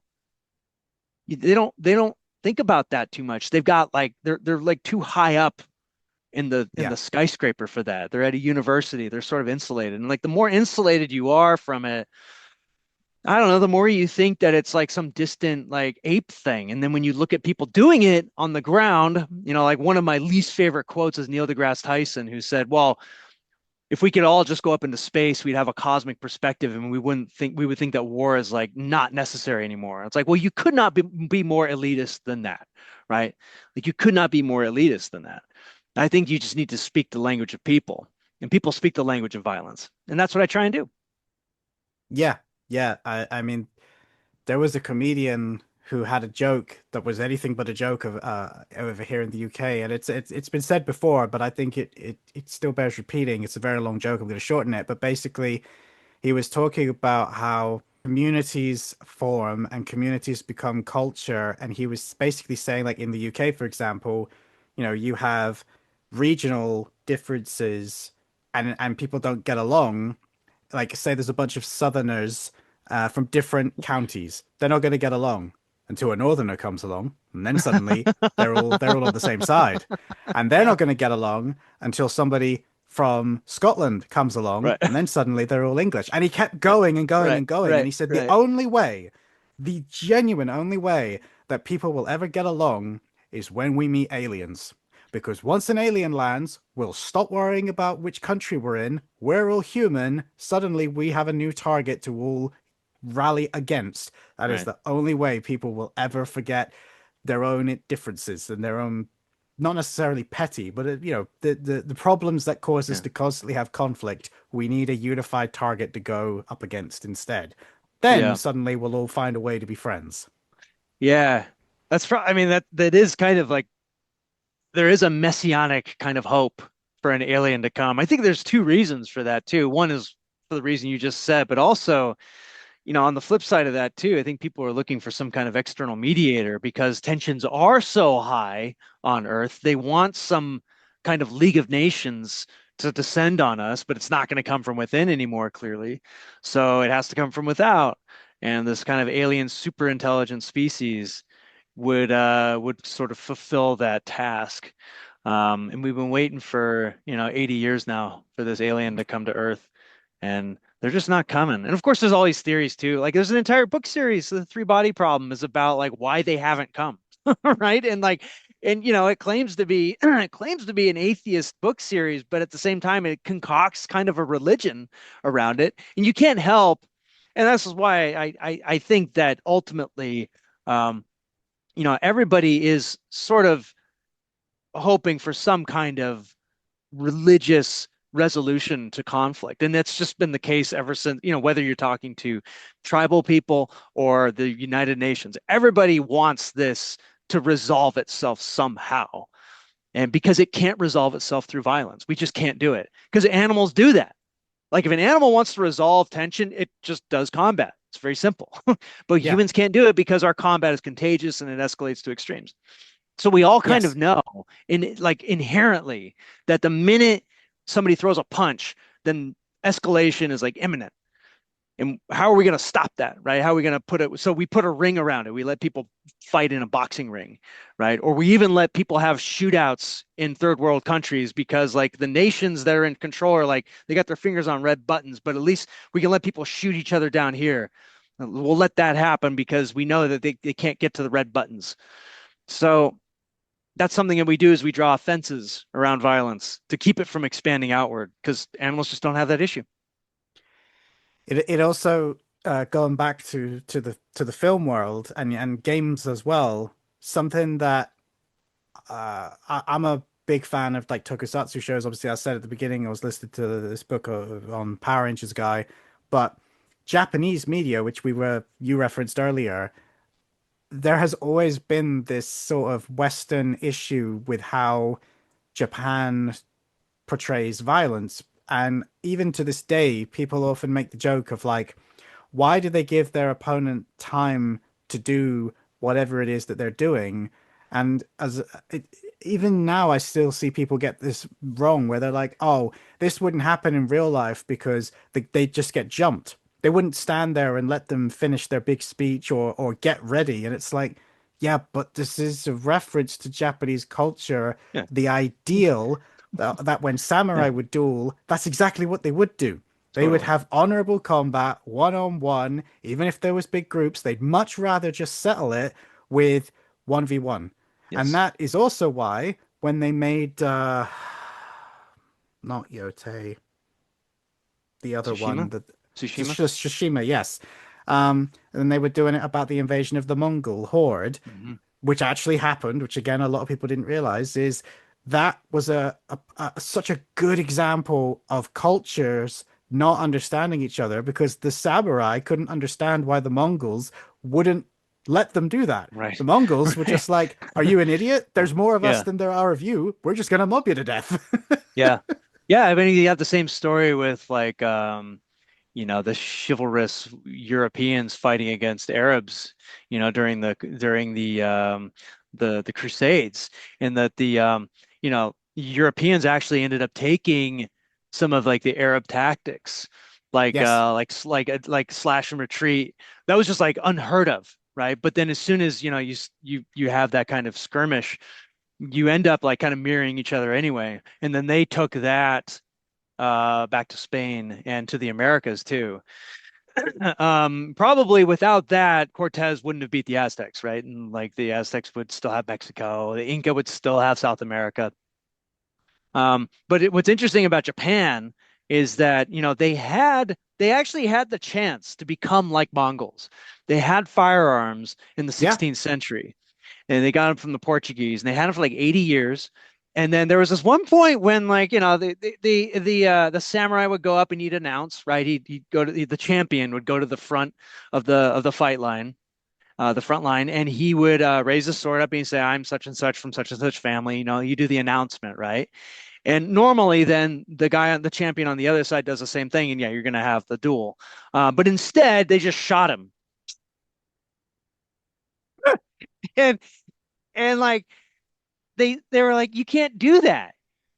And it's just some farmer with a flintlock, right? Yeah.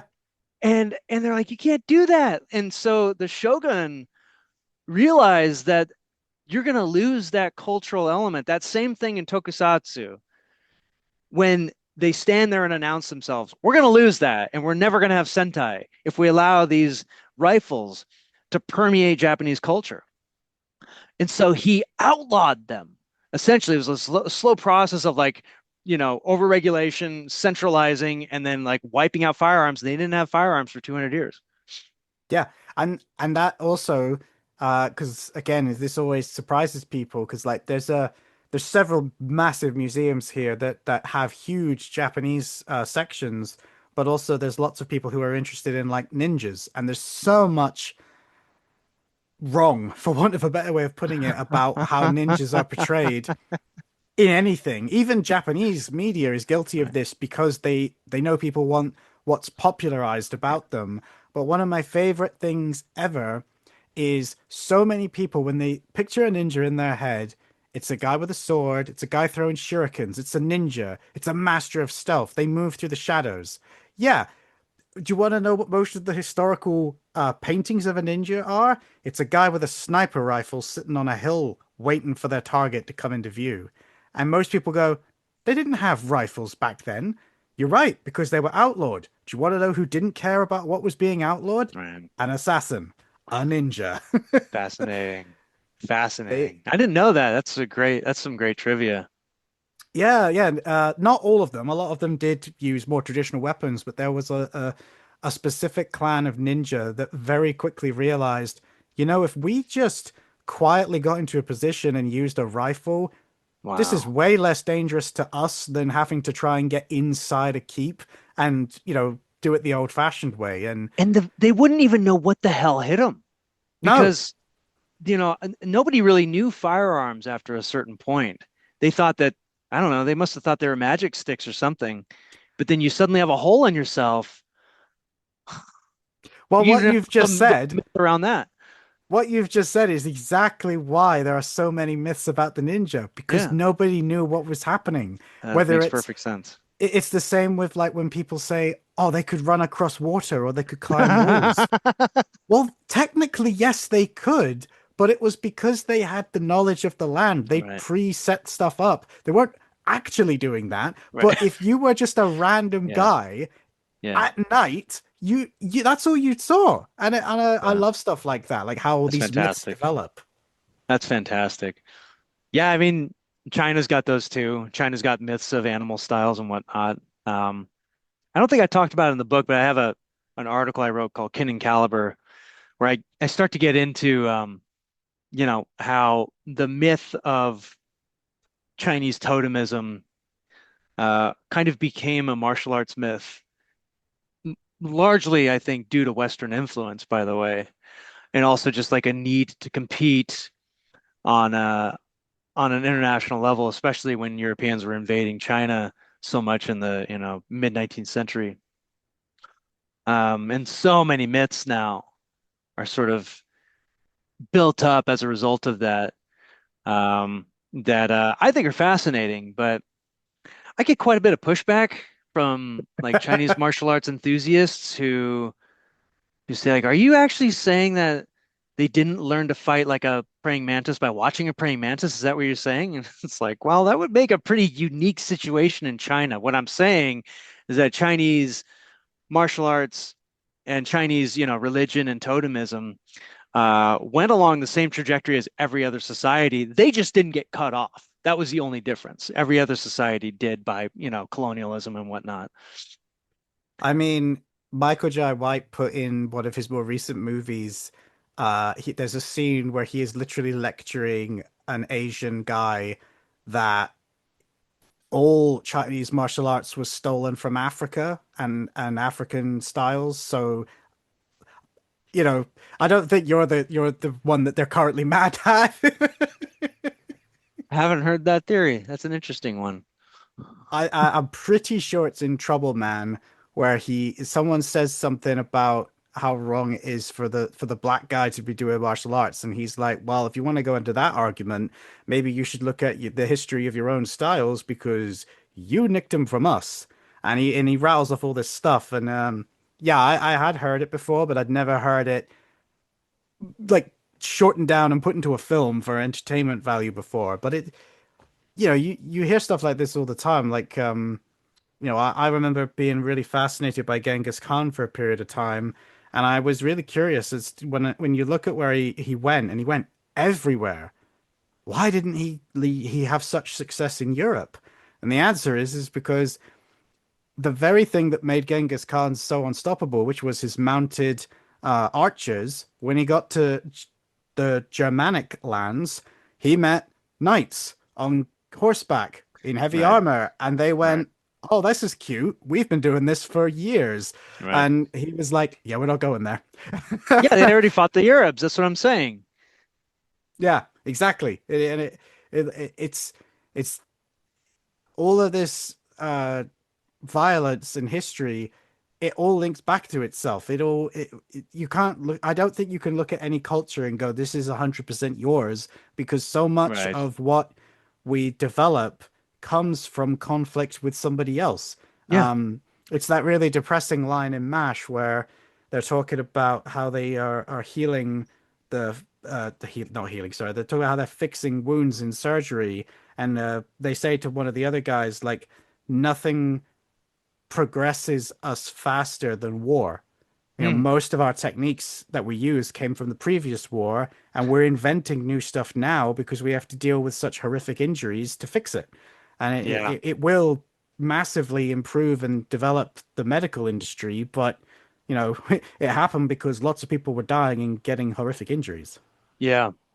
Yeah. I think that belief that violence is sort of so this is what you just said is really interesting because that kind of gets more to the heart of what I've been trying to say, which is that violence doesn't come from within in the sense that it's kind of a romantic idea that some societies like created violence or something. There's this theory called the Kurgan wave hypothesis that came out of the 60s, which was this belief that in this case, Maria Gimbutas was this like really amazing archaeologist who, one of the first women archaeologists to kind of break through, discovered matrilineal uh, towns basically in ancient Turkey.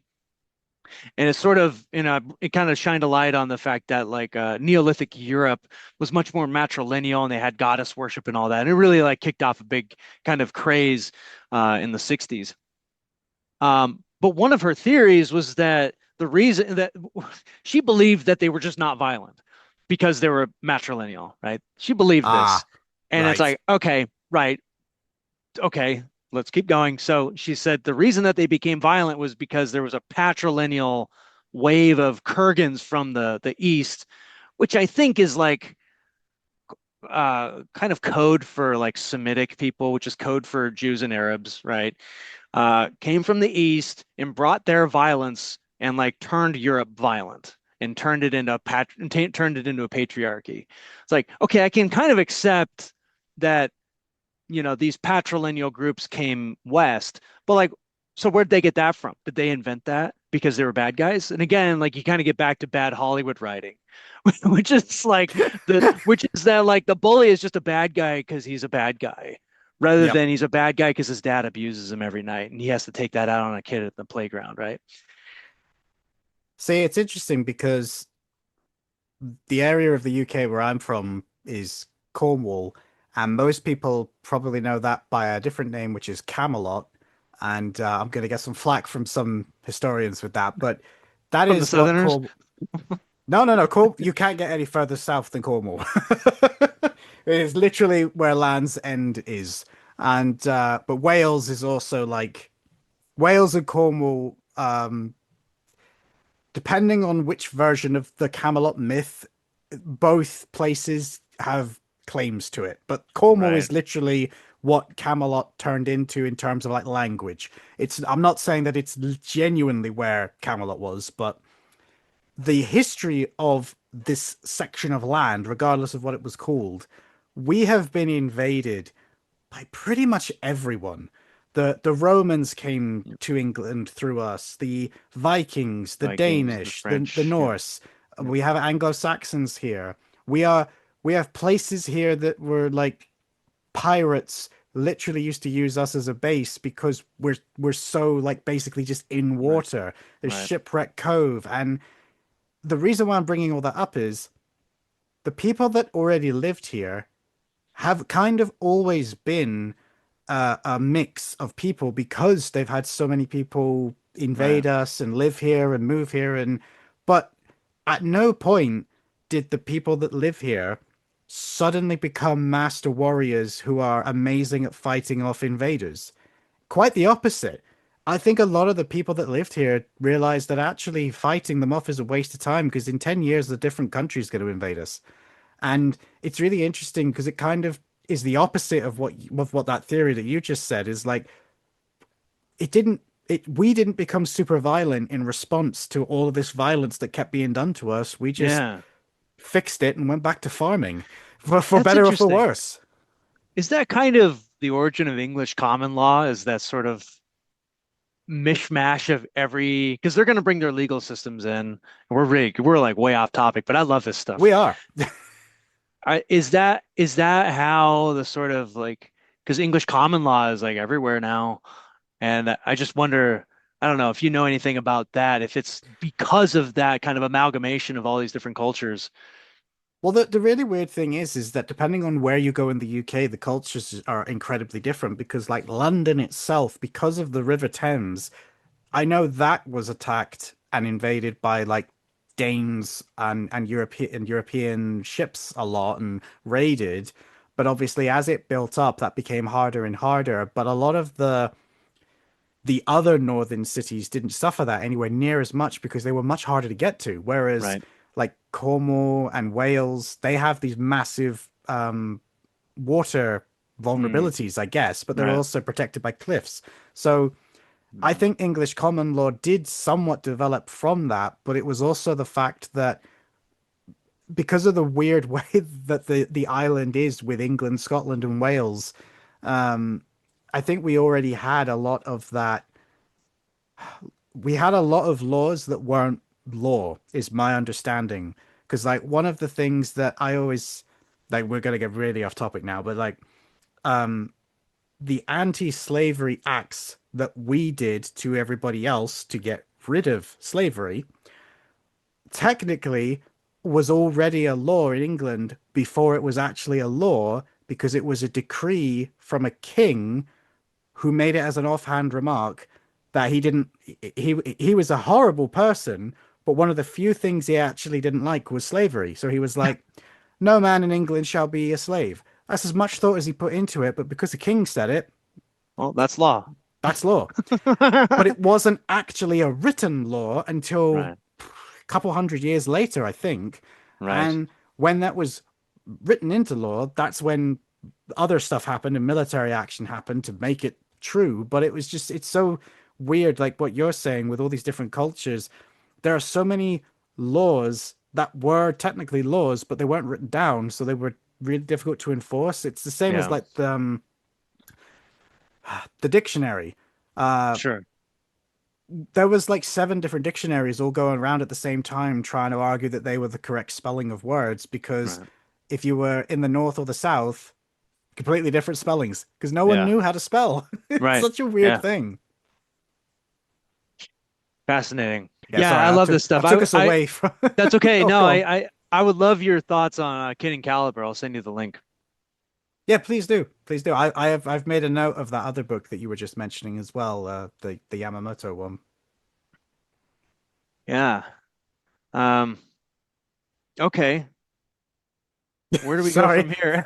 we've derailed. I could talk about this stuff all day. I absolutely love history. But I shouldn't, because it'll be a Yeah, long conversation.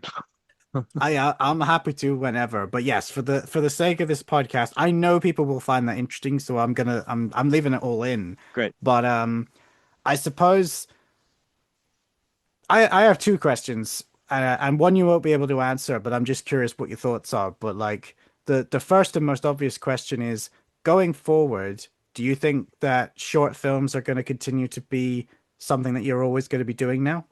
Yeah, I love doing short films. I actually want to do more features.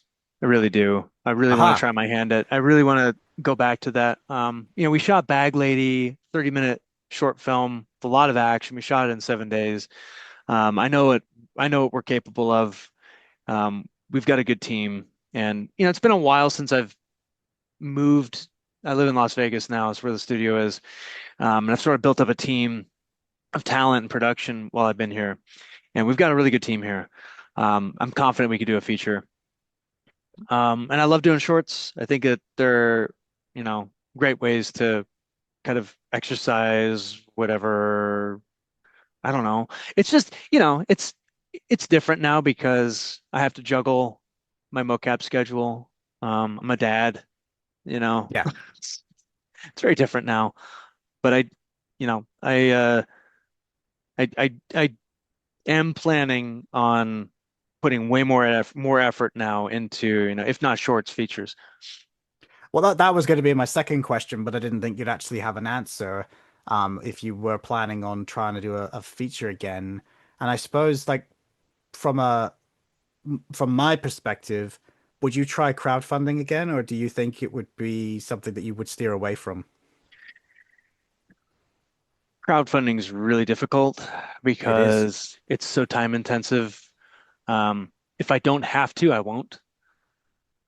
Um, Bag Lady we did on a shoestring budget, but I don't think I can bring the crew to do that again. I do want to pay people at least something next time. Yeah. Um, and I don't know. I think that there's probably nothing stopping me from seeking legit funds for doing a feature again. Done it before, did it with Death Grip. I can do it again. Um, I just the bottleneck is always the script and finding time to do that. So time will tell. But I think now that we've got a short with Bag Lady, I think we can either we release that short on YouTube or we make a series out of it. We're in a good position either way. I think this isn't in any way, shape, or form related to your crowdfunding with Death Grip, but I have seen a lot of I've seen crowdfunding for these types of movies drastically diminish in terms of their volume. At one point, it felt like every person who had any kind of film and martial art experience was trying to do their own independent movie because crowdfunding was very much the in thing at one point in time. And I see now a lot of people stay away from it. And some people, they've got a bad taste in their mouth because they've been involved with too many projects where they never happened because they didn't hit their goal. But I've always maintained that the reason that a lot of those projects don't hit their goal is not because people wouldn't back the projects. It's because people don't know how to put a crowdfunding campaign together. And I don't necessarily mean the campaign itself. Some people can do that. But again, I'm not going to name who I'm thinking of when I say this, but there is a very popular YouTube group who have a few films and a successful series under the name. They just about edge into success with their crowdfunding stuff that they've done, but it's usually like a struggle. And the reason is they make the same mistake every time. I could tell you now what it is that they're crowdfunding for, and you would know as much as if you'd gone on their page. Like I see this mistake made so many times. People don't want to put information about what it is you're actually crowdfunding. Oh yeah. And I know why they do that, because they come from the film background where you can't do that because you want to sell to distributors, you want to attract investors. But unfortunately, the mistake I see a lot of people make is the people backing you are investors. You have to give them a reason to invest, and you have to give them not just rewards. That's fine, that's dandy.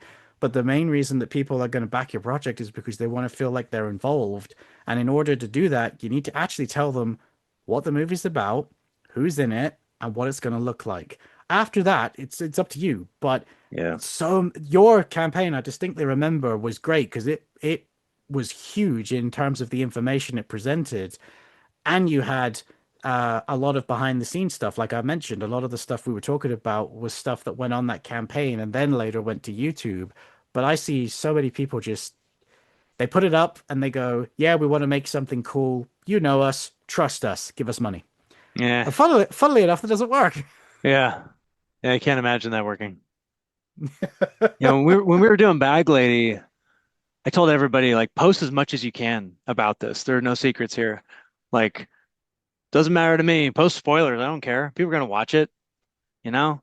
Yeah. If just because you post something about your project, that makes people not want to see it, I think that reflects poorly on you, right? And it's kind of like when people are just reluctant to talk ideas. And I see this sometimes in the business where people don't want to give away their idea because they think you're gonna take it. As if I can make the same movie you could make. Like, even if I take your idea, it's going to be nothing like your movie, like, and there's no reason why, like, if I have a movie about a bag lady and robot they live with androids.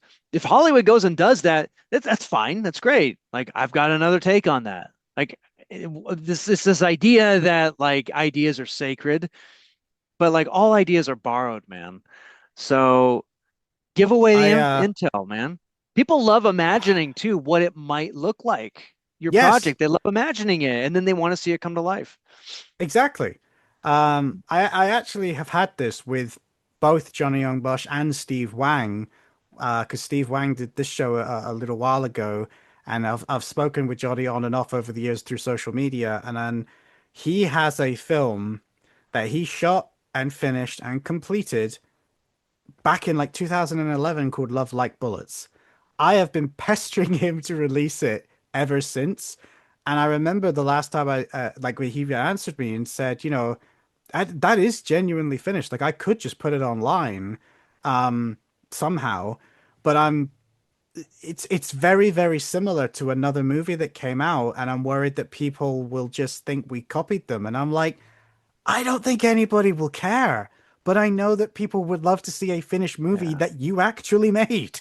And Steve Wang said the same thing, that some big Hollywood movie, I can't remember what one it was. He was like, oh, it was Free Guy with Ryan Reynolds. Right. And he said, I have a very similar script that I was going to do with Mark Dacascos, but it was going to be martial arts and more serious.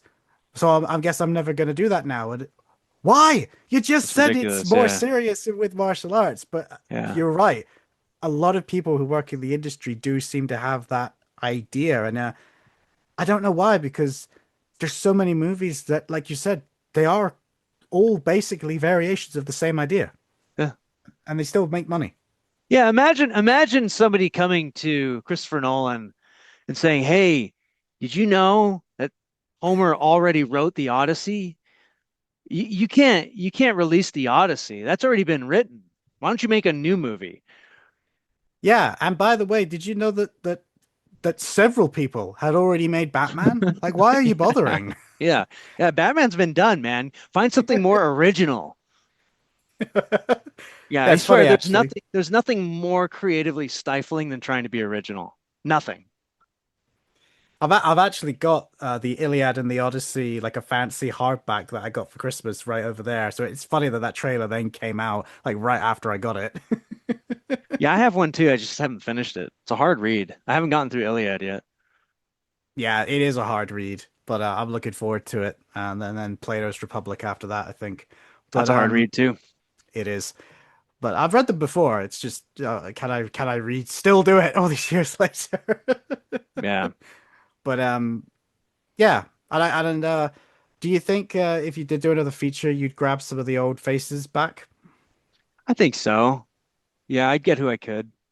Um, full spoiler alert, and I'm doing this to kind of remain accountable, but I want to make a silent feature, rope-a-dope style silent. And I think Okay. I can. I think I can. And I got inspired by this because David Mamet's book on directing film, yeah, he says you should always aim to make a silent film. And I was just like, shoot, I've done that. I can do it. Um, let me just do it. And so that's in the cards right now. Yeah, that could be fun. And again, and we've been talking for a very long time, so I don't want to keep going. But there, we got so distracted by going into the history stuff that the one thing I did want to ask, because you had such good memories of it, was how did you and Dennis end up working on that Indian movie? They saw Rope-a-Dope. Oh, really? Okay. Director saw Rope-a-Dope, and he was like, I want that. And I was like, if you want that, you gotta have me and Dennis. And he's like, I know that. I want you guys both there. So the two of us just went over there and made Rope-a-Dope in India. Did the best we could. Actually, that went really well. If you haven't seen it, we never had to use doubles for the actors because they're freaks. But but we're also able to kind of design the action so that well, we designed the whole system so that like it was shot like a Hong Kong film. We played to the actors' strengths. Um, and we had a ton of power on that. If I remember correctly, and I might be confusing you with a different, because there's a few Indian films that have um taken some of like the best and brightest of the action and stunt community to do their action directing. But is it you that said in an interview somewhere that like we wanted to change how something looked to move the camera, but in order to do that, the set was wrong. So obviously we weren't going to do that. And then their response was, no, no, no, we'll just move the entire set and rebuild it so Oh it's my facing the gosh. right way.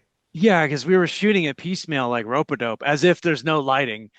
Right? Like, but and I was like, okay, so we're shooting this side of the fight over this guy's shoulder. Da da da, do the shot. Okay, cool. All right, now we got to go to that side. And the DP says, okay, and he does this kind of like motion with his hands, and like the entire like Rube Goldberg project of lighting and scrims and everything just slowly starts coming down. And I'm like, what have I done? And he's like, I'm moving it to the other side so we can shoot the other way. And I'm like, okay. So it takes an hour. They reset everything, maybe more. It was quite a move. And I'm thinking, oh shit, like he doesn't know what's coming up. So we say action, we shoot that side. I'm like, cool. We gotta go back to the other side again.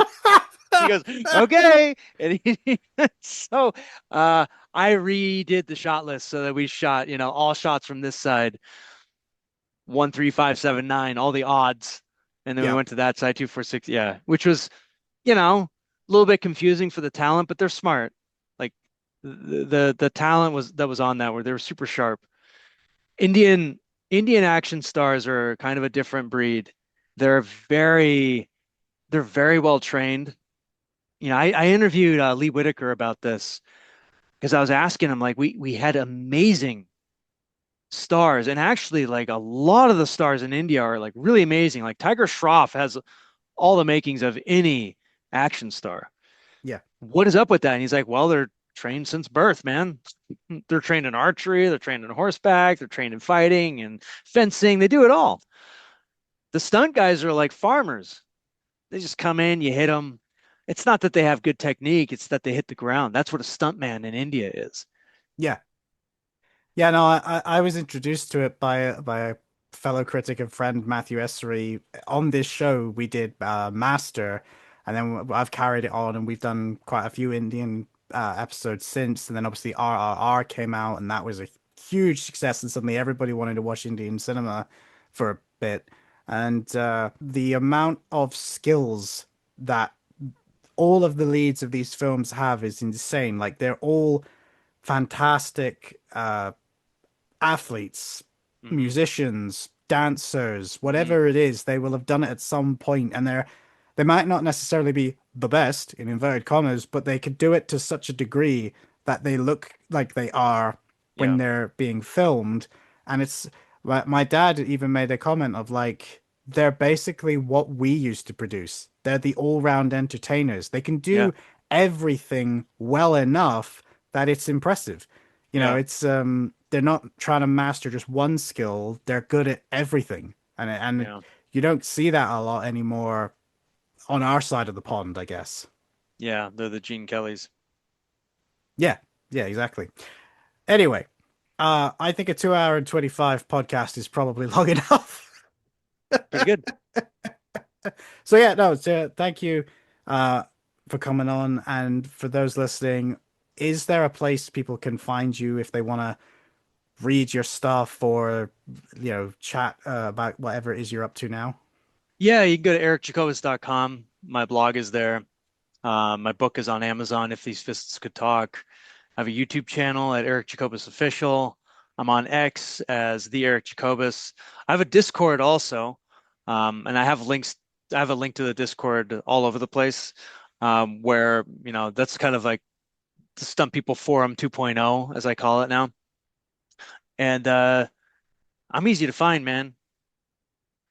Yeah, and I endorse the Discord. You can find me there as well, and I love it. It's a bit overwhelming for me, but I still love it. It's like whenever you guys talk about the Stunt People forums, I remember them, but I think I was kind of like I lurked on a lot of different forums, and the only one I ever really remember posting in was the Zero Gravity Yeah. forums, Oh my gosh. um, What was your which username? I was Psycho Gold. Okay. I'm pretty sure it was because I've had that username since I accidentally misspelt it back in the MySpace era. But yeah, so yeah, go and find Eric. Go and buy his book, which If These Fists Could Talk, available on Amazon and digital, physical, soon to be on audiobook. And thank you once again, Eric. And yeah, I hope you enjoy the rest of your day. Thanks. Bye. On the Action